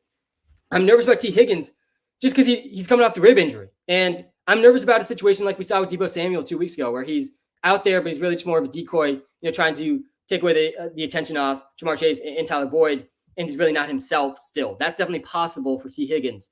I still think his ceiling is high, and again, that's supposed to be close in kind of an okay matchup against the Seahawks, but I think there's a pretty low floor and pretty high risk with T. Higgins this week. And so, yeah, I'm benching Higgins and Addison in that question that was just asked. One more question, Sam. Devontae Smith, Jacoby Myers, Jordan Addison, starting to lose faith in Devontae. Yeah, you're not alone. People starting to lose faith in Devontae Smith. I don't think this is the week to bail on Devontae Smith, though. And I think there's a good enough a good enough data sample here of Devontae Smith, earning targets alongside A.J. Brown, that you shouldn't panic on him. I actually do have Jacoby Myers ahead of Devontae Smith in my rankings, though. I would play Devontae Smith over Jordan Addison. I do like Jacoby in the revenge game against the Pats a lot today. I think Jacoby, he's shown us, guys, that he can be a really, really elite option in fantasy. I mean, some of these numbers for Jacoby, I definitely think I would start him over Devontae Smith, but I think Devontae Smith can have a big game today, and I don't think he's a must-bench by any means. I'm definitely playing Devontae Smith over a lot of players. But yeah, we look at the numbers here for Jacoby Myers, and man, elite stuff here from Jacoby. He has 2 games over a 33% target share. So few receivers hit that critical 30% target share or higher number. You have to be very, very good to earn targets at this level. And the Raiders have one of the most consolidated touch numbers in the league. The most consolidated target shares in the league. It's Devontae Adams, Jacoby Myers, Josh Jacobs, just dominating like 75% of the touches, more maybe, on the Raiders. And that's really, really good for Jacoby Myers. He's coming off a huge game against the Packers, 20-point game. He's now at 3 out of his 4 games. He's gone over 15 points. In that 4th game, he got hurt in. So it doesn't even really count. His 3 healthy games, he's gone over 15 points. Now he gets a matchup against the Pats, who are just destroyed, just so injured on defense. They've let up 72 points in the last 2 games, and it's a revenge game for Jacoby. So yeah, I'm going Jacoby over Devontae Smith. But yeah, I still like Devontae Smith a lot. I would not play Jacoby over Devontae Adams. No, I still think Devontae Adams should be played over him. Sam, half PPR, Jonathan Taylor, Rachaad White, football, baby. Philip, what's going on, man?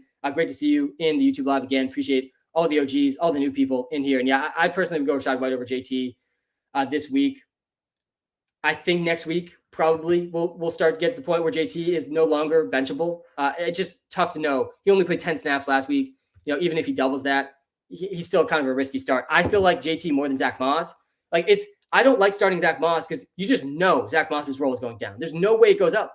It can only go down. JT only played 10 snaps last week. So, it's going down. Sorry, I think I skipped a question there. Hey, Sam, pick 2, Brees, Chuba, Ramondre, and Justice Hill in full PPR.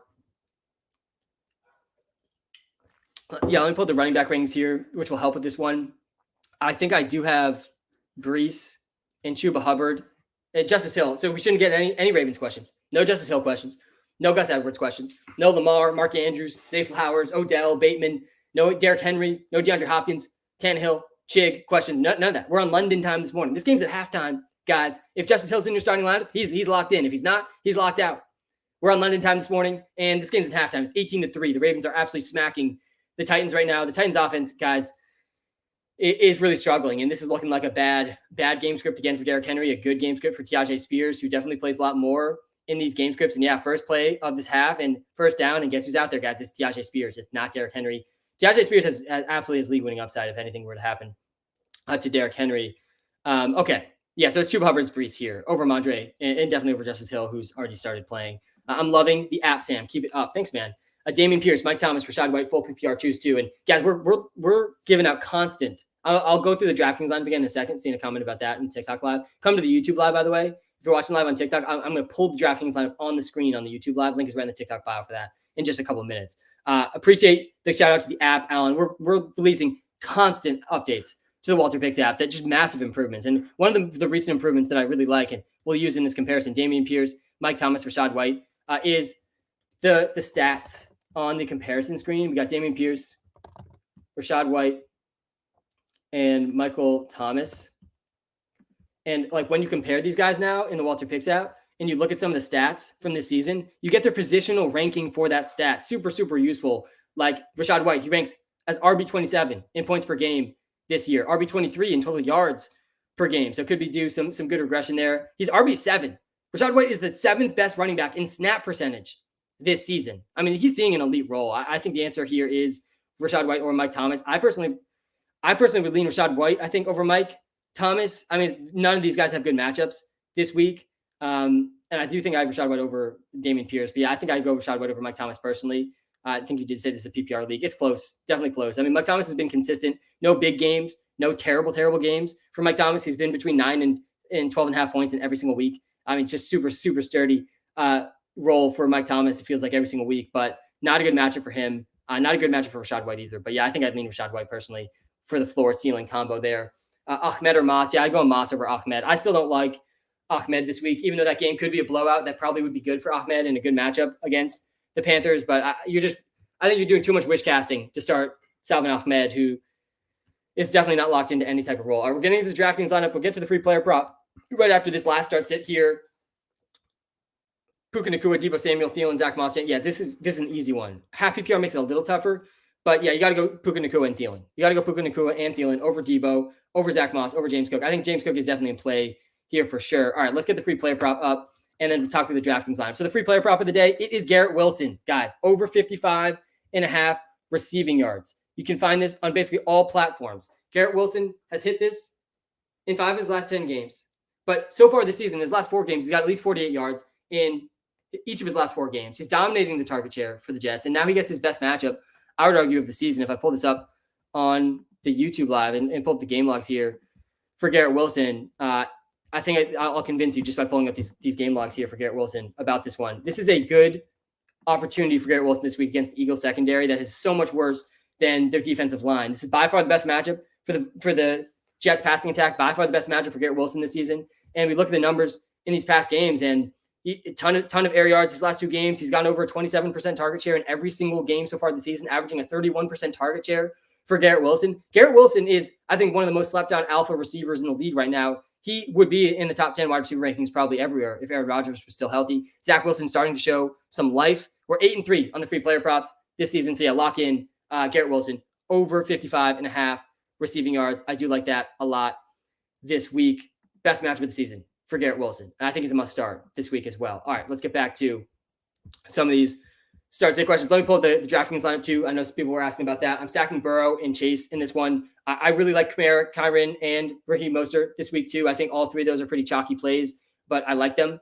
And I'm going Garrett Wilson in the DraftKings lineup too. I think Kendrick Bourne's an interesting DraftKings option. There's no Demario Douglas. There's no Juju Smith-Schuster for the Patriots today. Tyquan Thornton is going to be active, and I think Booty is going to be active too. Not sure how big their roles will be, though. I do think Bourne will lead the Pats in receiving today. I like Logan Thomas as a low-price tight end, and I'm paying down for the min-price defense again because I think defense is super random in fantasy. Garrett Wilson, Godwin, Olave. I'd rank these guys in this order this week. Garrett Wilson, then Godwin, then Olave. Not a good matchup for Olave by any means this week. Wilson or Addison? Yeah, I'm going Garrett Wilson over Addison, given the weather in that Vikings game. Commanders left tackle will not play today against the Falcons due to personal reasons. Sam Laporta is expected to play today. Do you think KJ Osborne will get over 25 yards? I mean, 25 yards is not a lot. Yes, I think he can get over 25 yards.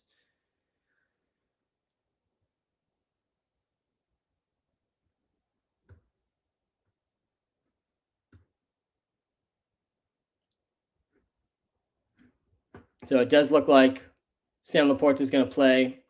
I haven't seen every play of this Ravens-Titans game. The game's not that close, so maybe we will see Keaton Mitchell at some point, but we haven't seen Keaton Mitchell yet, I don't think. Yarjma, good morning, man. We're on London time this morning. Yarjma, good afternoon to all of you on London time with me this morning. Should I start Chris Godwin, Amari Cooper, Calvin Ridley, PPR? Yeah, so if you're just waking up here, Yarjma, and all of you in the live stream, if you're just waking up, you got some start sit decisions, you've been tinkering with them this week. Here's the deal. We can't be starting Amari Cooper right now. We just can't. He absolutely can still have a good game. The ceiling is still alive for Amari Cooper, but there is a lot of things working against Amari Cooper today. First of all, there's no Deshaun Watson this week. It's PJ Walker. Last time we saw Amari Cooper without Deshaun Watson, he went under 5 fantasy points. That was with a different quarterback, but similar situation. PJ Walker is not as good as Deshaun Watson. I think he's a little bit better than Thompson, the rookie that was started the last time Deshaun didn't play, but not a good quarterback situation for Amari. And then on top of that, this game has significant weather concerns. Sustained winds around 15 to 20 miles an hour, wind gusts over 30 miles an hour, and intermittent downpouring rain in this 49ers-Browns game.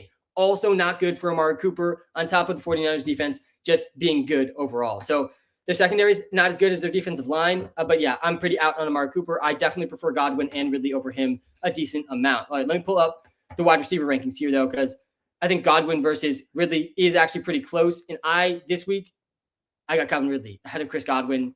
Ridley did do really well against the Colts last time they played, and the Colts have not been a very good defense this season.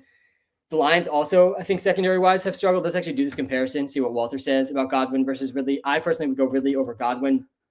The target share numbers have been concerning for Ridley, but he is coming off a good game. And the target share numbers for Godwin last game were crazy, but also Mike Evans didn't play in that one. Mike Evans is back this week, and Mike Evans is absolutely startable. Yeah, better matchup for Ridley against the Colts. Better season so far for Ridley overall. So yeah, I'm going Ridley over Godwin, but both solid options, I'd say, this week. Okay. Should I trade away Calvin Ridley and I get Garrett Wilson? I don't think I would do that. It's pretty fair. I do like Wilson more this week. I don't know if I like him more rest of the season, though, still with Zach Wilson starting. Good morning. Thanks for your content. Chuba or Rashad White, Oliver. Good morning to you. Thank you all to you for being tuned in right now. Seriously, guys, this is my favorite time of the week. I really love the opportunity to get to do this every week with all of you. So seriously, thank you for tuning in and giving me some of your time today. I'm going to do my best to give you the best possible information to make your own best possible decisions when it comes to start-sit decisions. And if I don't get your start-sit, go to the WalterPicks app. It's free. It's in the TikTok bio. It's in the YouTube description. It's going to help you with all the start-sits that I can't get to. And yes, Chuba Hubbard versus Rashad White, super, super close one this week for sure. I think they're actually back-to-back here in my rankings. I have Chuba Hubbard one spot ahead of Rashad White. And I think you could argue Chuba's maybe a little bit more risky than Rashad White because we just haven't seen, Chuba Hubbard in a role like this in quite some time with Miles Sanders out. But I still think Chuba Hubbard over Rashad White makes a lot of sense because the matchup is much better for Chuba Hubbard than it is Rashad White. And they're honestly, I think, going to be in pretty comparable roles today. I think Chuba Hubbard gets around 50 to 70% of the snaps and 60 to 80% of the running back touches for the Panthers today in a game they're going to get crushed by the Dolphins. And I think there's a decent receiving role projection for Chuba Hubbard in this one too. And yeah, it's just a much better matchup for Chuba than it is Rashad White. The Dolphins along with 20th. They ranked 20th against running backs. The Lions ranked third, 17.7 points per game allowed to running backs for the Dolphins, only 9 points per game allowed by the Lions. So tough matchup here. For Rashad, I'd lean Chuba Hubbard over Rashad. I think that makes sense. And yeah, it is close. They're back-to-back to my rankings, like I said. White or Foreman, I'd lean Rashad White over Foreman. Mike Wilson or Gabe Davis. Mike Wilson is not a player that I'm aware of. And maybe you mean Mike, space, different player Wilson, Mike Evans, Garrett Wilson, or Gabe Davis, maybe is the question. I like Garrett Wilson, then Mike Evans, then Gabe Davis. I think Gabe Davis is a really low floor, for sure. In a pinch, Ayuk or Addison. Pittman, Mixon, Kenneth in the flex. I will get to that Ayuk Addison one. Definitely two guys being asked about a lot. I think I lean towards Mixon over Kenneth by one spot. And yeah, Ayuk versus Addison. Let's do this one, this comparison. And both these guys have concerning weather today. Both Ayuk and Addison have concerning weather today. I'll get to this one in a second, Adam. We're going to do this Ayuk and Addison comparison, though. A lot of questions about both these guys. And yeah, I mean, both guys are going to be in windy games. The Ayuk 49ers Browns game is going to also have rain involved. So even a more concerning game there. And then I think also like just at baseline. Yeah, it's not even close. I mean, at baseline, just ignore the weather for a second. Ignore the weather because there's bad weather in the Vikings-Bears game and there's bad weather in the 49ers-Browns game. Both these guys, Addison and Ayuk, involved in those games. The matchup is not even close here. Addison plays the Bears. They're ranking 25th against receivers, allowing 25 points per game to receivers. The Browns have been the number one defense against receivers this season. The Browns defense is one of the best defenses in the league. On top of the weather, yeah, it's got to be Addison over Ayuk for me this week. I think Addison over Ayuk, Addison over Debo makes a lot of sense. I'm still a little bit nervous about Addison, but I'm not as nervous about Addison as I am Osborne. I think Addison has a higher ceiling enough to adjust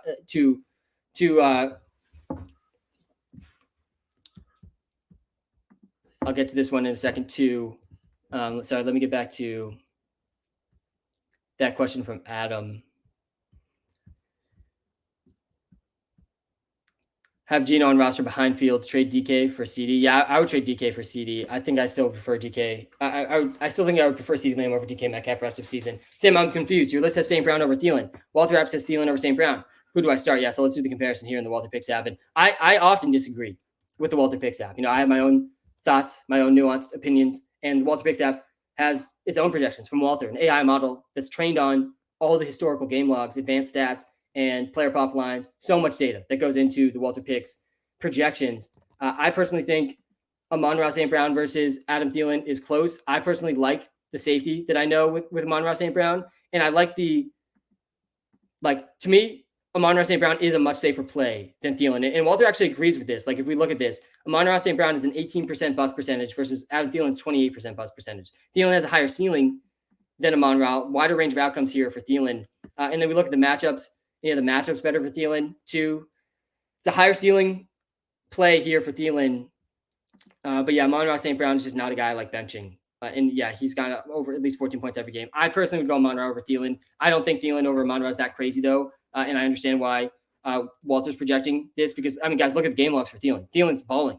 He's had at least 15 points in 4 straight, including 3 of those games going over 20 points. I mean, the target numbers are absolutely insane here for Thielen. 25% target shares every single week on a really pass-heavy team. But yeah, personally, I still like Amon-Ra a little bit more than Thielen. And maybe I'm just a little bit more biased towards, the preseason ADPs and things like that. But yeah, I think Amon-Ra is a little bit safer and Thielen has a little bit higher of a ceiling. Both good options this week. Both top 15 wide receivers in my rankings this week. Let me pull the wide receiver rankings again here.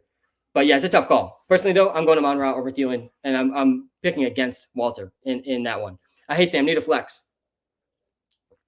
Atwell or Boyd? Yeah, I would go Boyd over Atwell. I'll talk about Gabe Davis again in a second. Chuba Hubbard, Ramondre, Amari Cooper, Christian Kirk, MT, Devontae Smith. I need a flex and 2 wide receivers. So you're benching Amari Cooper. Again, bad weather, bad matchup, bad quarterback situation. Bench Amari Cooper. That's 3 strikes. You're out. No thank you to Amari Cooper. No thank you to Elijah Moore or David Njoku this week either. And honestly, Jerome Ford, I'm pretty nervous about too. I think Christian Kirk, Devontae Smith, those are the 2 receivers to go with here. And then the running backs, yeah, MT versus Chuba Hubbard. I lean Chuba Hubbard over MT. It's super close, but the matchup's better for Chuba. I'm playing Chuba Hubbard over Ramondre Stevenson as well. Olave or Lockett? Yeah, I'm going Lockett over Olave. Ayuk, Higgins. Rashad, full PPR. Pick 2, please.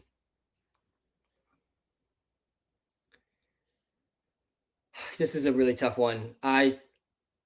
Let's compare these guys. I think that Ayuk and Higgins, definitely 2 guys that I'm nervous about this week. I think I'm more nervous about Ayuk than Higgins, just given the matchup and a huge run by Derrick Henry. He's getting in. Oh, he almost got in, and he's down inside the 10-yard line. Massive Derrick Henry run there. Love to see a vintage Derrick Henry run on this amazing Sunday morning we got going here. I love the Sunday morning London time games. It is always fun to have a game on during these lives. And T. Higgins, yeah, he projects better than Rashad White and Ayuk. I think he has a higher ceiling than both these guys, and yeah, he does. His boom percentage is really, really high. And Rashad White's the safer option. He's got the lowest bust percentage. I think go Higgins and Rashad White. I'm definitely nervous for Ayuk in this game against the Browns. The Browns are the number 1 defense against receivers this season. They're great against receivers. I mean, the good defense here, a bad matchup here for Rashad White also. But yeah, the weather and the matchup, no thank you to Brandon Ayuk in this spot either. I think Ayuk can be started in a lot of spots. Still, I think he has a higher ceiling and floor than Debo does. But yeah, I'm definitely nervous just about both. Pick 2, Ayuk, Addison, Godwin, Collins. Yeah, I'd go Godwin and Collins there. Afternoon, Sam. Flex, James Cook, Mixon, or Devontae Smith.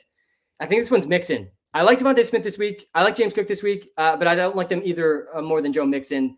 Joe Mixon's seeing a really, really, really steady roll. Let's pull up the Mixon stuff here.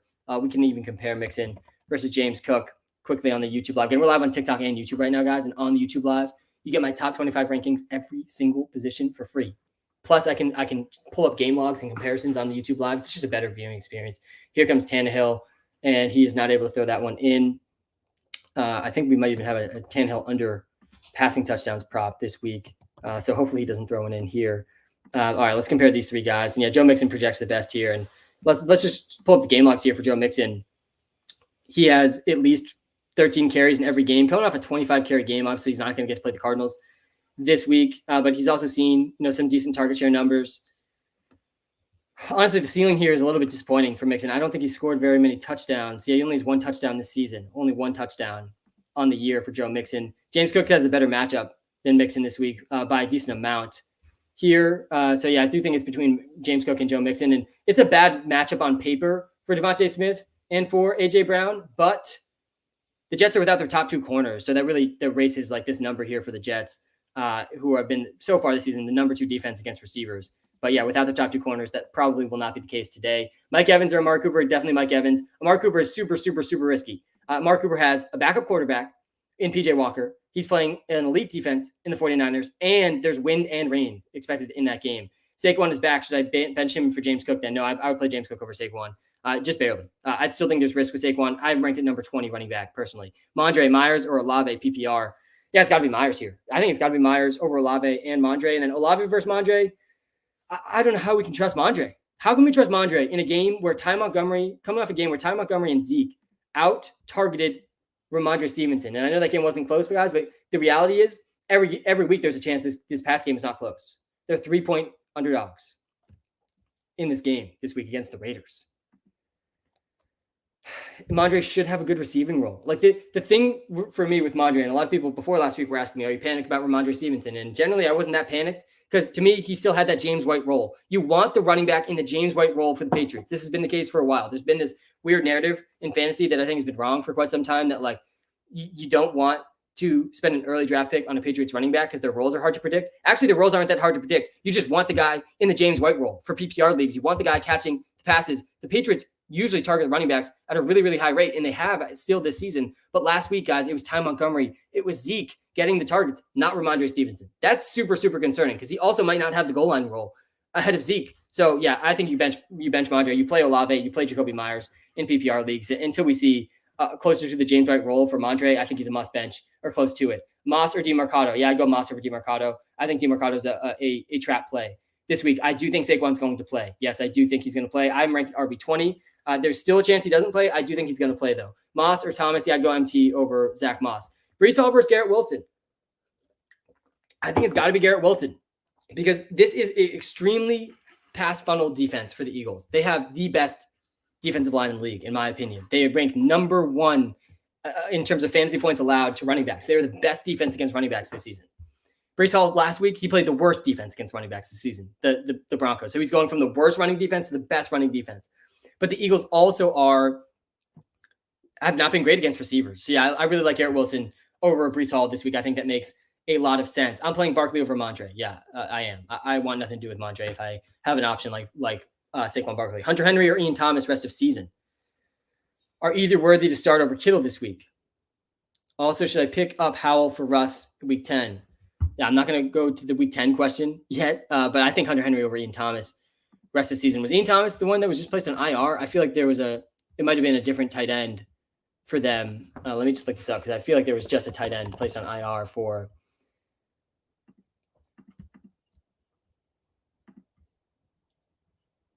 Yeah, Ian Thomas is literally on IR. So definitely not Ian Thomas. Drop Ian Thomas.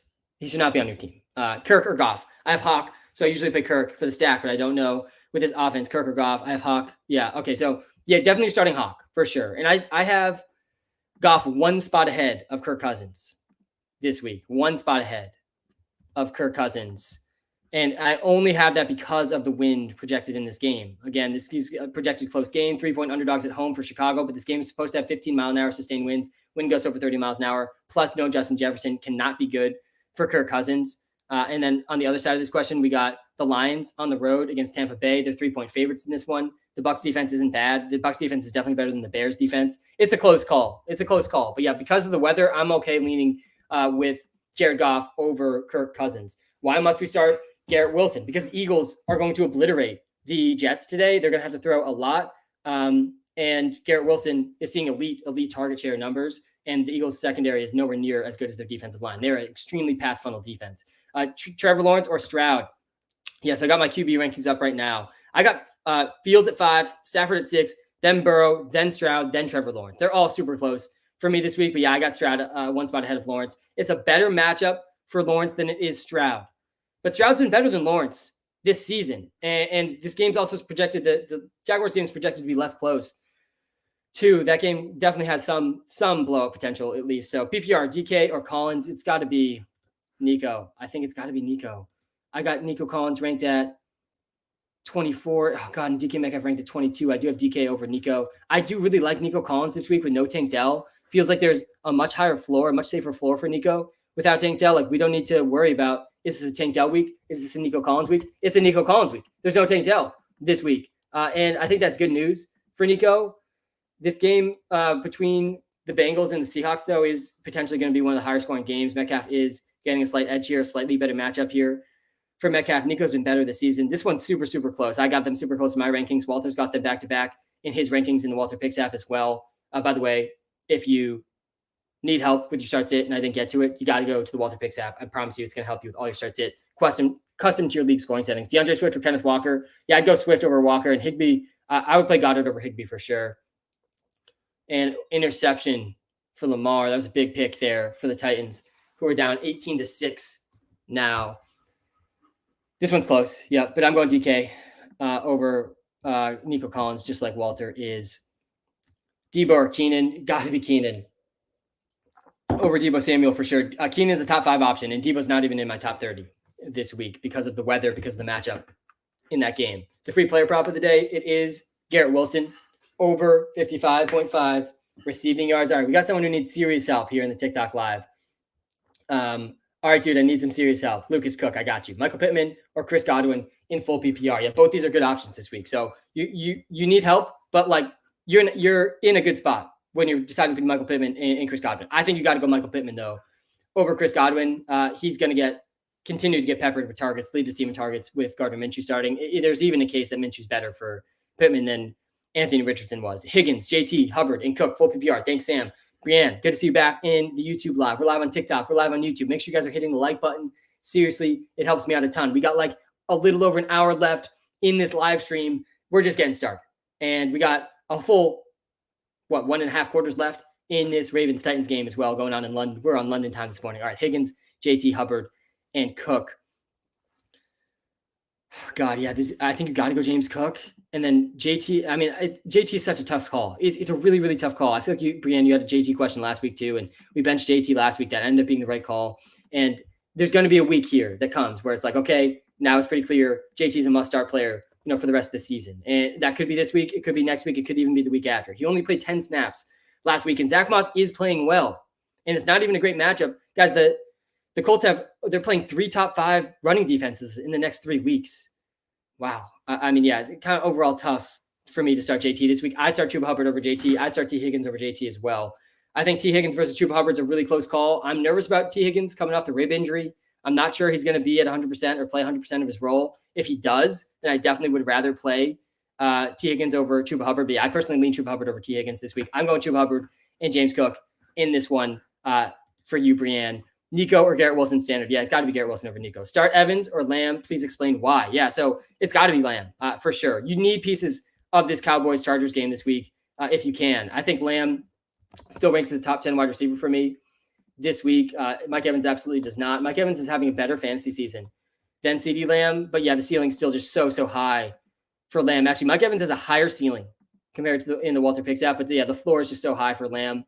In a game that should be really high scoring. The Chargers coming off the bye. The Chargers have been not good against receivers. They had that huge game allowed to Tyreek Hill. They're allowing the 28th. They're 28th against wide receivers. They're allowing 33 points per game to receivers. The matchup's better for CeeDee Lamb. I think the role is even going to be better for CeeDee Lamb. I know Mike Evans has been better this season. And yeah, Mike Evans has a high ceiling, but I'm going with CeeDee Lamb over Mike Evans pretty easily. McCaffrey, why are we seeing McCaffrey questions? You're starting McCaffrey.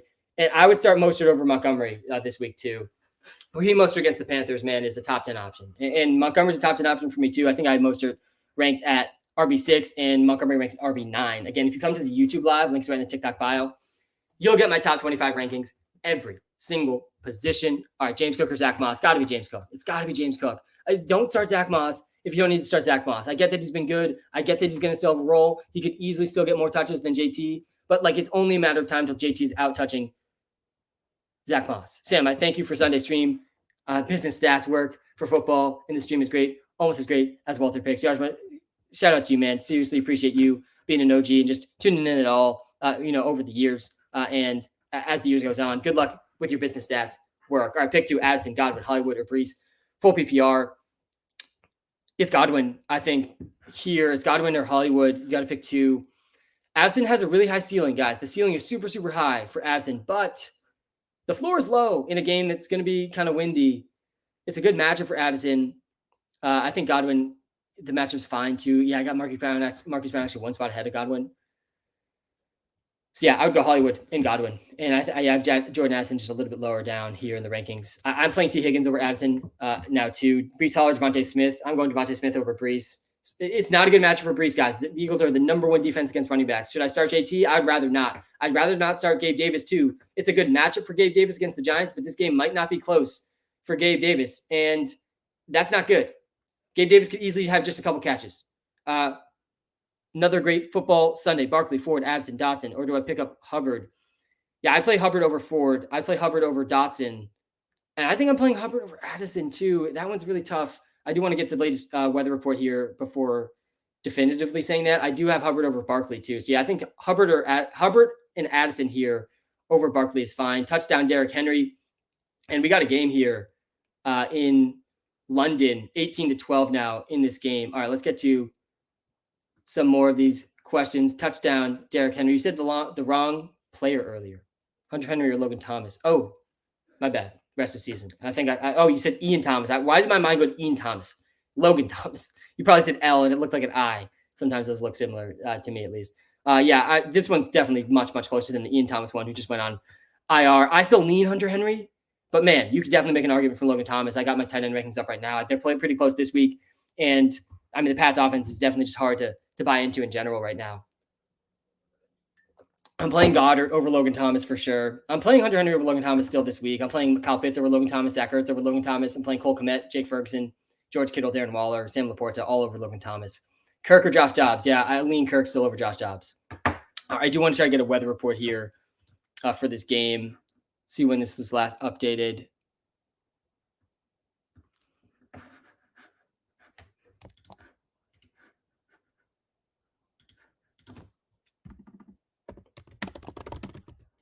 Get any more reports from people with boots on the ground in Chicago? How windy is that game? Because we're seeing some concerning weather reports in this Vikings-Bears game. Moderate winds with strong gusts projected in this game. I'm seeing projected sustained winds in this Vikings-Bears game around 19 miles an hour. There might even be some slight rain. And wind gusts over 30. It's concerning. It's definitely concerning for the passing games. I think you can knock down Osborne a decent amount because of this. I think Addison still has a high ceiling, but also can be knocked down a bit. I don't think this affects TJ Hawkinson much. Laporta is going to play, it sounds like. I played Ridley over Metcalf, I think, but that one's pretty close. I think Trevor Lawrence is a solid start. I'm playing Chuba Hubbard over Mondre for sure. I don't know how you can start Mondre Stevenson right now. King Henry is back.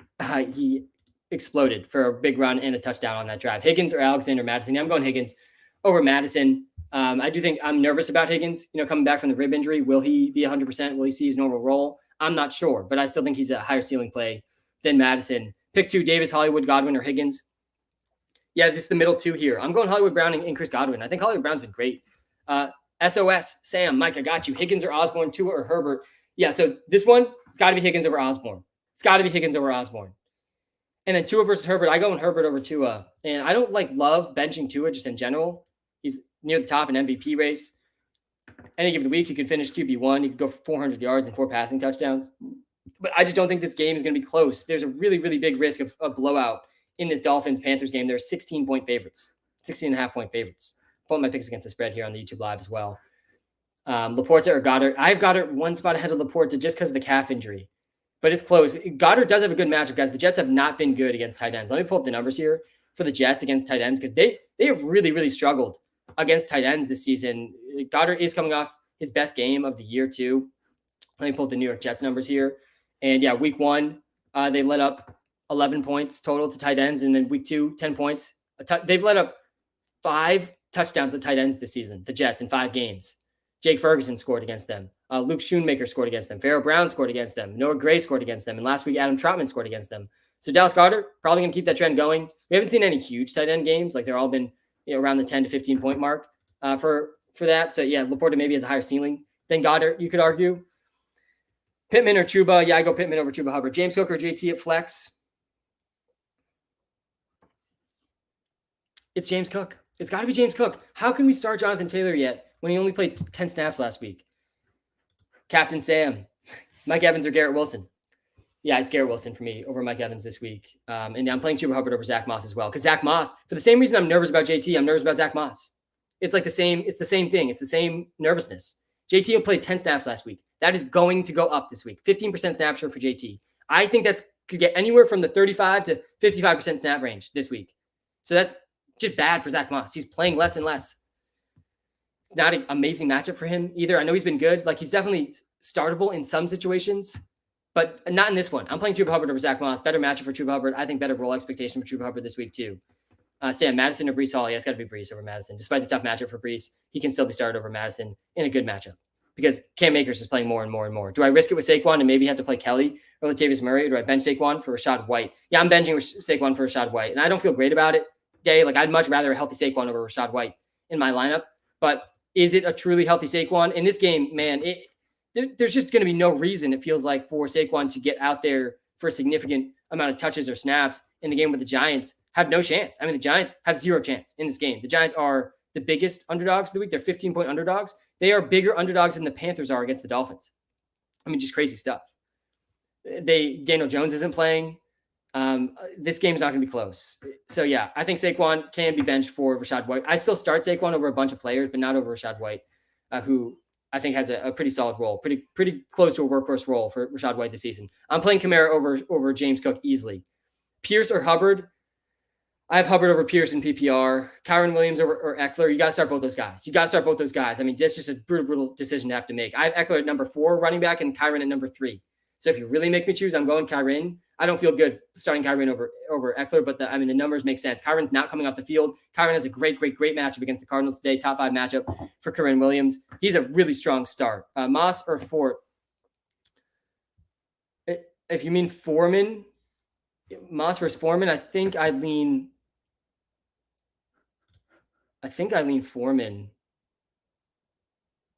over Moss. I do. I Foreman over JT as well. Nico, Hollywood, Olave, I'm projected to lose by over 15 points. Don't know if that makes a difference. Sometimes that actually is good context, because I think if you're losing by 15 plus or you're projected to lose by a lot, like, that is incentive to take bigger risks. But I still think the answer is the same here. You got to go Nico and Hollywood over Olave. I like Nico and Hollywood both more than Olave. This week it's a tough matchup for Olave for sure. This week, can I drop Miles Sanders? No, I don't know if he's droppable yet. Depends how big your league is, but Sanders did have a good role before he was hurt. James Cook, Thielen, or Deebo Samuel? I would go Thielen, then James Cook, then Deebo Samuel. Certainly half PPR is a big benefit to James Cook in this question versus Thielen. Thielen's getting a lot of his points in PPR through the receptions. He's getting a lot of targets. Yeah, Thielen over Deebo pretty easily this week with the matchup for Deebo, with the weather for Deebo as well. Again, Weatherman Sam report, guys. This one is, you got to be aware of the weather today. And I'm not a weather panicker. I don't panic about the weather. I almost will always sit here on these live streams and tell you guys, like, the weather's in the news, but it really shouldn't be.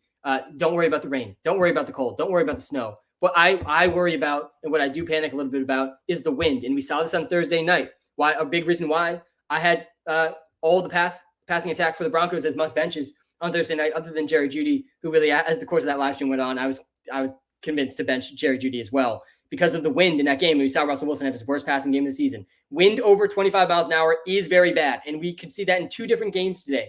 The Vikings and Bears game expected sustained winds around 20 miles an hour and wind gusts over 30 miles an hour. That has me moved completely off of KJ Osborne. No thank you to KJ Osborne. It made me bump Kirk Cousins down a bit as well. I bumped Justin Fields down just slightly. I think Justin Fields probably going to lead the Bears in rushing, though, today, and I'm not bumping DJ Moore down too much either. I still think he is a strong must-start option. I still think Addison has a high ceiling, but just expect a slightly worse passing game for both sides of the ball here between the Vikings and the Bears. It's tough because the Bears are a good matchup for the Vikings in terms of passing, but yeah, the weather's not going to help them in terms of the passing. And then for the 49ers Browns, that's going to be the worst weather game of the day. Similar weather projection there, actually slightly less in terms of the sustained winds, but similar projection in terms of the wind gusts, over 25 or 30 miles an hour wind gusts in that 49ers Browns game. So you can't start any of the pass catchers for the Browns because PJ Walker's starting. As is, I'd be nervous to start them against the 49ers. So no starting Amari Cooper, no Elijah Moore, no David Njoku this week. I'm even nervous about Jerome Ford as well. But then on the other side of the ball, I think the 49ers, you got to ding their passing game a little bit too, because the Browns defense, they've been the number 1 defense, guys. The Browns are the number 1 defense this year against receivers. They've allowed the fewest points to receivers this season. And then on top of that, you got a windy, rainy game. No thank you to Deebo Samuel. I think you can get bumped down a decent amount too because of this. The Browns, they're allowing the fewest points to wide receivers, and they rank 3rd fewest against quarterbacks. So yeah, I mean, definitely a bad spot for Purdy, bad spot for Deebo, bad spot for Ayuk. I still think Ayuk over Deebo makes sense. I think Ayuk is startable still in a bunch of spots. But Deebo really is so tough to trust after his last 2 games. He's still, I don't think, at 100% full health. in a bad matchup, bad weather game. It's just a tough call, I think, with the start sits in a lot of those. All right, Rashad White, Foreman, Spears, or Hubbard, and there's no Spears. We're almost in the fourth quarter of this London game, guys. We're on London time this morning. I absolutely love my favorite aspect of the London time games and live streaming to the London games is when we see start sit questions about the London game when the London game's going on. Like I'm literally watching Tiaje Spears get the ball on my screen right in front of me, and then I start sit question about Tiaje Spears. Yeah, you're too late with the London questions. Tiaje Spears, hopefully you didn't start him. He's having a decent role, it looks like, in this game, but yeah, not very many fantasy points. I'm going with Rashad White and Chuba Hubbard over Foreman. I'm going Foreman over Saquon, and I just feel gross. I feel sick about it. I feel sick starting Chuba Hubbard over Saquon. I feel sick starting Foreman over Saquon. But guys, here we are. Saquon is in a game where there are by far the biggest underdogs of the week. Guys, the Giants have zero chance in this game. I mean, the game's already over. This game doesn't start for another 8 hours, and the game's already over. They're 15-point underdogs. They're starting Tyrod Taylor against the Bills in Buffalo. Saquon's questionable. I do think Saquon's going to play, and I do think he is startable in some situations, like Saquon versus JT. I think I'd lean Saquon over JT this week. It's a tough call. It's a really close one. But yeah, Foreman, at least, he's got a path to 20-plus touches in a game that should be at least close. Wide receiver rankings, please. Yeah, let me pull the wide receiver rankings here on the YouTube live. The Titans are marching a bit here. Derrick Henry's starting to get going, and he's tackled behind the line of scrimmage. Right as I say that, it's going to be 3rd and 2 or 3rd and 3 here for the Titans. They're down 18-13 in the London game. Okay, Jacoby Myers and Marquise Brown, or would you play them both over DJ Moore with the wind? Yeah, so I'm not playing either of these guys over DJ Moore, even with the wind. I still think DJ Moore has to be started with what we've seen from DJ Moore. I don't know how we can bench DJ Moore. I mean, wind be damned. You got to start DJ Moore. Let's just pull up the game logs here for DJ because I just want to admire them for a second. But yeah, DJ Moore, he's in must-start territory right now for as long as he stays this hot, as long as he sees these target share numbers. He's over a 25% target share now. DJ Moore in 4 straight games. He had a 40% target share last week. He should have scored more than he even did. Last week they called the touchdown where they said he stepped out. He didn't step out. He had 230 yards and 23 yards per target last week for DJ Moore. And that was a bad interception there from Ryan Tannehill to the Ravens. But yeah, it's a good matchup again for DJ. So yeah, you got to start DJ despite the wind. 3 straight good matchups here for the Bears offense. Definitely the wind I did knock down DJ Moore. I think I had him ranked to wide receiver 6. I knocked him down all the way to wide receiver 11 or 12 with the wind report, but still he's ahead of Marquise Brown and Jacoby. And then I think Jacoby over Marquise to me makes sense. Revenge game against the Pats. Jacoby and Marquise, honestly, both having quietly productive seasons. But Jacoby, he gets a slight edge for me. Better matchup for Jacoby too than Marquise Brown. And Marquise Brown is technically questionable too with an illness. So if that only bodes better for Jacoby than Marquise. Dak or Stroud? Got to be Stroud over Dak, but I'm playing Burrow over Stroud. Why is Rashad White a must start? Because he's been in close to a workhorse role. Foreman or Madison, since it's going to be windy. Yeah, I mean, I don't know if the wind changes too much of that comparison. I have Madison ahead of Foreman. I'm nervous about the Cam Akers role, growing for sure. I think it's going to continue to grow, and Akers is going to continue to take targets away. Sorry if I just skipped a question there on the YouTube live. We'll try to get back to that one. I think it was this one. I'm starting. Oh God, yeah, you got to go. Oh gosh, I mean, you got to start all 3 of these guys. All Kyren, Kamara, Bijan. They all 3 started. I'm going Kyren and Bijan over Kamara, but I don't feel great benching Kamara. I mean, honestly, Kyren and Kamara is possible here too. But yeah, my rankings say Kyren, then Bijan, then Kamara, but all 3 are top 7 running backs. Let me start all of them. Stafford or Burrow? Yeah, I think I actually moved Stafford around a tiny bit in these rankings, and I do have Stafford ahead of Burrow now. Because Stafford gets the matchup that Burrow had last week, where Burrow popped off against the Cardinals. The Cardinals do not have a good secondary. Stafford has Cooper Kupp, Puka Nacua. You got to start Stafford this week in a good matchup against the Arizona Cardinals. Burrow is in a potential shootout against the Seahawks, projected to be a close game, but yeah, I still like Stafford more than Burrow given the matchups. Mike Evans over Debo. Yep, Mike Evans over Debo. Why bench Gabe Davis? Because Gabe Davis, he just has a low floor in a game that might not be close, might not see as much passing as usual from the Bills in this one. Could be a pretty run-heavy game against the Giants as they're 15-point favorites in this game. And we just haven't seen significant usage from Gabe Davis. He's scored a touchdown in 4 straight games. But if he doesn't score a touchdown, and he's not going to score a touchdown every single week, he's going to go under 10 fantasy points. Like, he just doesn't have the volume to get there without the touchdown. So that's why I'm benching Gabe Davis if I can. I think his floor is pretty low, even though the matchup isn't bad. It's just a huge blow-up potential game. Why am I benching Kirk? Because it's a windy game projected against the Bears. It's a good matchup for Kirk Cousins. It's a good matchup for KJ Osborne. It's a good matchup for Jordan Addison. But the wind is concerning. 20-mile-an-hour sustained winds, 30-mile-an-hour wind gusts. It's going to be similar to that Chiefs weather that we saw on Thursday night. Tua or Fields? Yeah, I got Fields over Tua. I still think you got to start Justin Fields despite the wind in this game, even though the matchup isn't even like that great against the Vikings. Let me pull up the numbers actually for the Vikings so far this year. Oh, yikes. That was a hospital pass to Mark Andrews there, deep down the field in double coverage. And yeah, the Vikings are allowing the 9th most points to quarterbacks. And I think Fields, the real reason to start Fields, like even Fields and all the rushing QBs, like they have an out. You got an out on the win games because he can just run more in the win games. And that's only going to be good for fantasy for Justin Fields. And I think Fields could easily lead the Bears in rushing this week with no Khalil Herbert, no Roshan Johnson. I wouldn't be shocked at all if Justin Fields gets more rushing yards than Deontay Foreman. James Cook or JT? Yeah, it's got to be James Cook over JT. JT played 10 snaps last week. I do think that goes up this week. 25 snaps, 30 snaps, maybe gets to like the 35 to 55% snap range. He was at 15% last week, but he's still getting ramped up. James Cook has a great matchup too. So yeah, I definitely would go James Cook or Nico Collins, full PPR. Who's getting more volume? I do really like Nico Collins today because there's no Tank Dell. And so you don't have to worry about, is this a Tank Dell week? Is this a Nico Collins week? We've seen some back and forth there. I think in general, I prefer Nico over Tank Dell at this point. But yeah, James Cook feels a little bit safer. Nico Collins is going to be projected better though in PPR. And yeah, James Cook, as safe as he feels against the Giants, is a good matchup here against the Giants. But yeah, he's coming off his worst game of the season. But yeah, this is the best matchup of the season for James Cook. And yeah, I mean, touch-wise, I think Nico Collins could easily out-touch James Cook. I mean, James Cook's probably getting in the 12 carry range, a couple targets. Honestly, I think James Cook is pretty safe against the Giants. Yeah, his bust percentage is better. His boom percentage is lower. So if you're saying you want to lock in at least 10 points, I'm going to go with James Cook. If you really want to shoot for the ceiling, though, Nico Collins absolutely has a higher ceiling than James Cook. Both have, but James Cook matchup is really elite. I honestly think I would lean James Cook over Nico Collins this week, but I think the ceiling for Nico does justify him being started if that's what you're going for. So Terry or Gabe?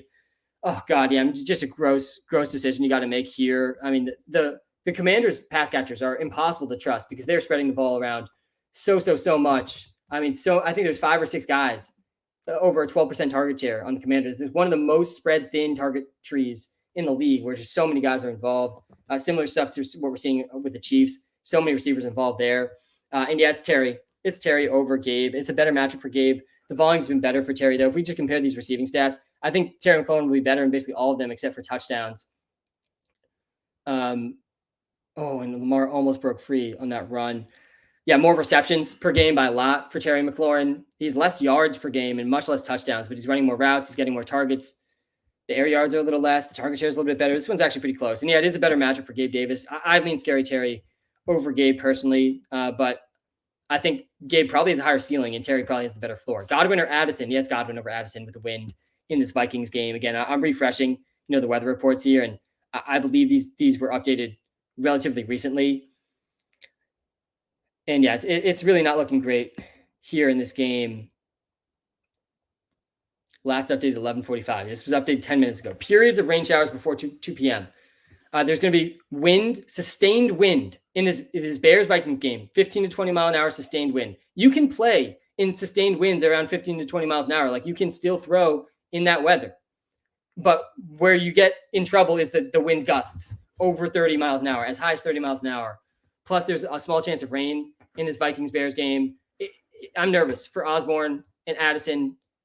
I'm nervous for Kirk Cousins too. DeMercado, Osborne, and Ford pick 2. Yeah, so I think DeMercado is the trap of the week. I'm definitely nervous about DeMercado because Keontae Ingram's playing also, but I think I like him more than Osborne. God, yeah. Let's do Osborne and Ford here, projection. I think I would go DeMercado and Osborne over Ford. I'm definitely a little bit nervous about Ford in this matchup against the 49ers, plus the Kareem Hunt role eating into Ford's role.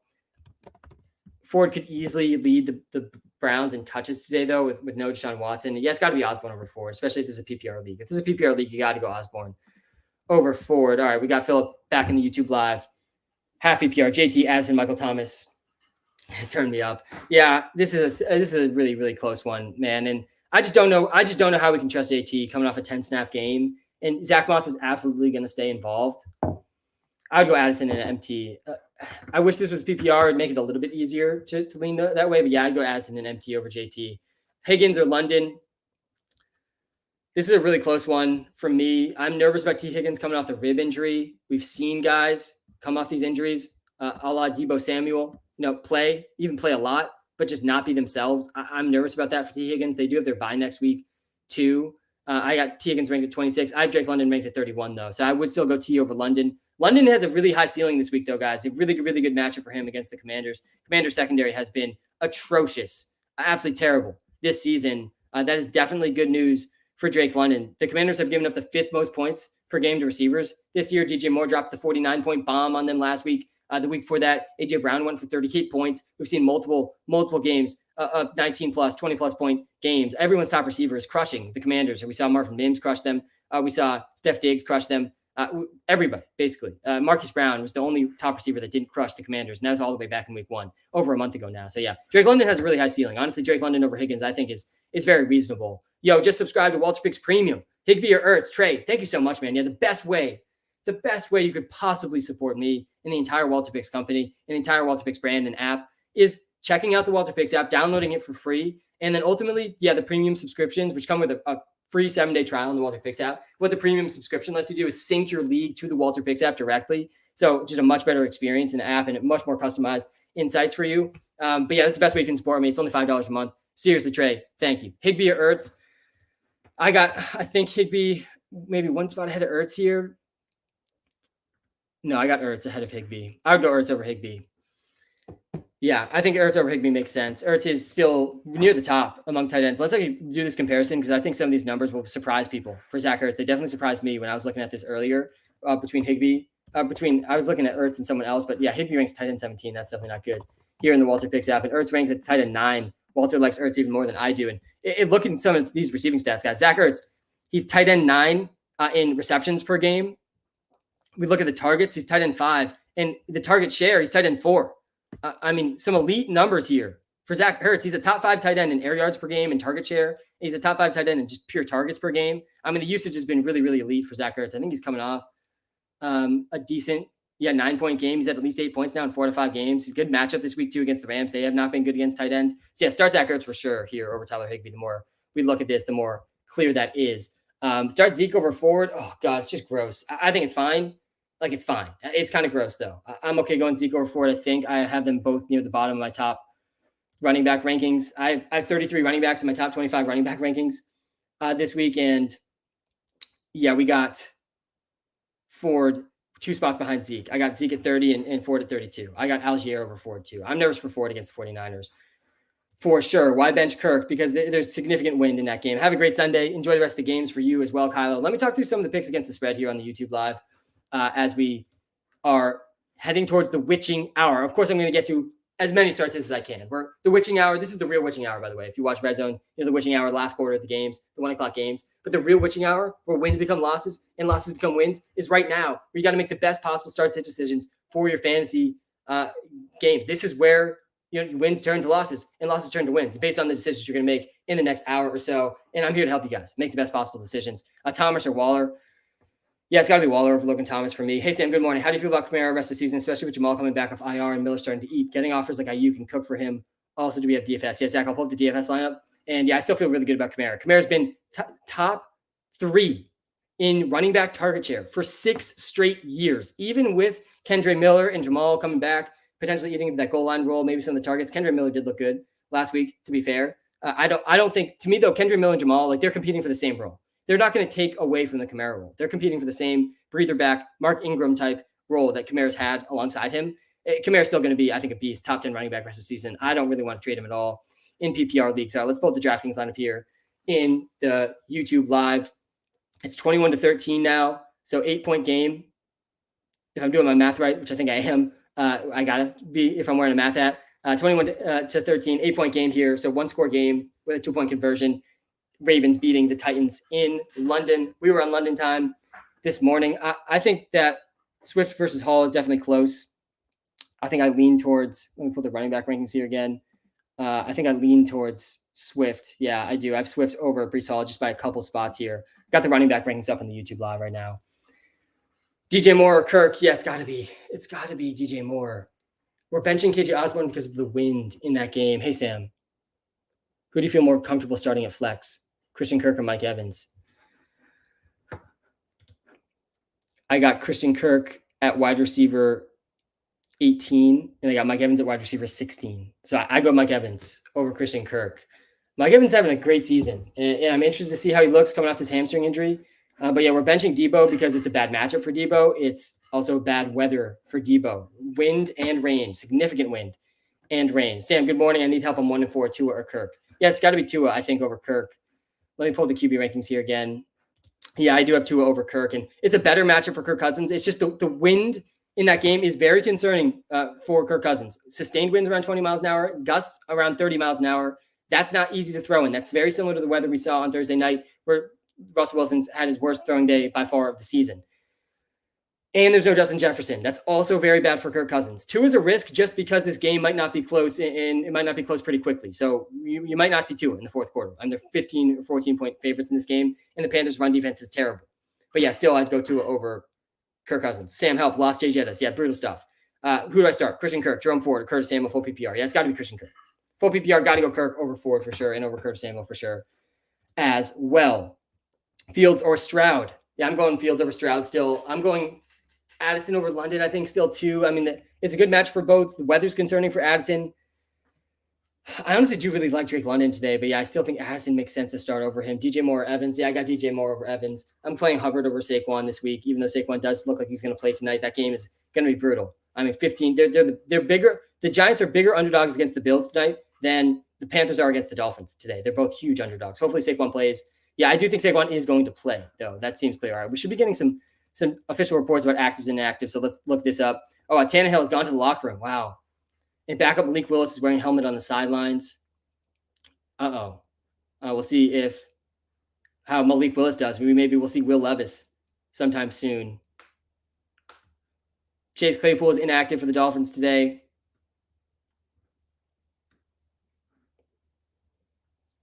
Deshaun Watson officially inactive today. Ravens had Kyle Hamilton ejected for a hit in this game. Oh, yeah, that was a pretty bad hit. Got to get these hits out of the game. I don't know. It actually didn't look that bad on second replay, but I'm sure the slow-mo looked terrible. Any other official reports here for you guys? Jalen Ramsey supposedly ahead of schedule. Purdy or Cousins. Both guys are in windy games today. But I don't think you can start Purdy at all. I think you definitely got to go Cousins. That was a good throw there by Malik Willis. Sam Laporta is expected to play.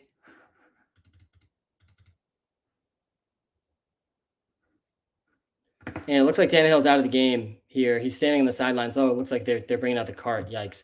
That is very, very bad for Ryan Tannehill and definitely going to change the landscape of this team a decent amount. All right, let's just pull up again some of this official news. Ramondre or Robert Woods. Oh, gosh. That's tough. I think you go Mondre there. Great run there for 2 yards by Derrick Henry. Van Jefferson is active. Miles Sanders is officially inactive. Juwan Johnson is officially inactive. Tank Dell is officially inactive. Zay Jones is officially inactive. Roshan Johnson inactive. Travis Homer inactive. Khalil Herbert inactive. T. Higgins is officially active as expected. So yeah, nothing really surprising injury-wise here. I think really the only outstanding injury question is Saquon, and I think he's going to play. It seems like he's going to play. Fields or Burrow? Yeah, I think I do have those guys super, super close together in my QB rankings, and yeah, I do go with Fields over Burrow just by a little bit. I'm not as worried about the wind for Fields just because the wind in the Chicago game could just lead to more rushing for Fields, which is only good for fantasy. I think Fields is a pretty good chance to lead the team in rushing today with all the running back injuries. Nico, Rashad, or Mixon? I think it's Mixon or Nico here. I think Nico probably is the higher ceiling, Mixon the safer floor.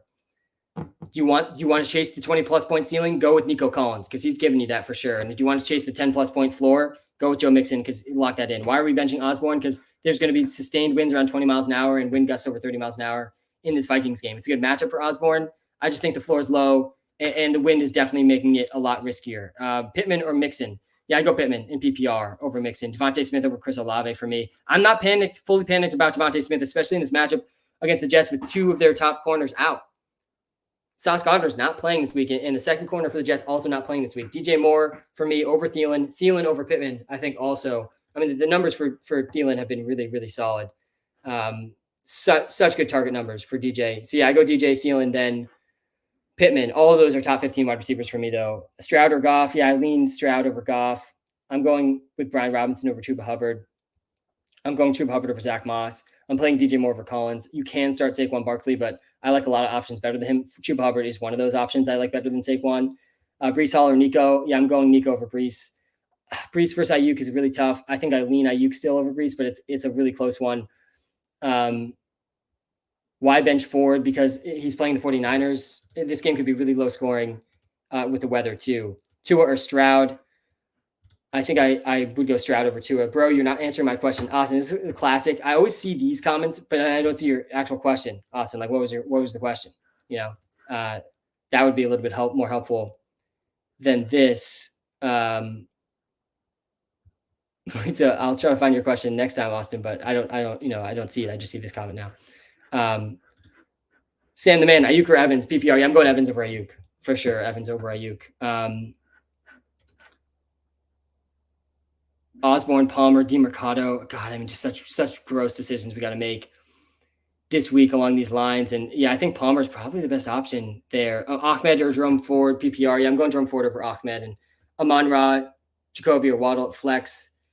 I think I rank these guys as Amon-Ra, then Waddle, then Jacoby. All three good options. But yeah, I'm starting Amon-Ra in almost all spots this week. Pittman, Hollywood, Brian Robinson start one. Yeah, I think it's Pittman. I think Pittman's a pretty safe play this week. Bro, start Kenneth Walker over JT. Yeah, definitely. Bro, start Kenneth Walker over JT. In my opinion, I don't think that one's that close. Why bench Kirk Cousins? Because it's a windy game. It's a windy game. It's a good matchup for Kirk. There's no Justin Jefferson, and there's significant wind in the game. So I'm definitely concerned overall about that. Guys, on the YouTube Live, we're going to go rapid fire in the comment section for the TikTok Live in the next 30 minutes. So I'm going to wrap up the YouTube Live right now. We're going to be live on TikTok for the next 30-ish minutes, get to as many start sits as I possibly can. As always, if you're on the YouTube Live, you don't come over to the TikTok Live, go to the WalterPicks app. Link is in the YouTube description. It's going to help you get all the start sits I can get to. Appreciate you trying out the app. Seriously, it's the best way you can possibly help me. Waddle, Addison, Myers, Olave. Yeah, I think I rank these guys Waddle, then Myers, then Addison, then Olave this week. So yeah, I'd go Waddle and Myers. I think Myers and Waddle, really, really good options this week. I really like Jacoby for sure this week in a revenge game against the Pats. Guys on the YouTube, time is the most valuable thing we have. Thank you so much for spending some time with me today. Good luck today. As always, reminder, Garrett Wilson is the free player prop of the day, over 55.5 receiving yards. Make sure you hit that subscribe button on the YouTube Live so you don't miss the future lives every Thursday night, every Sunday morning. Thank you, everyone, and good luck today.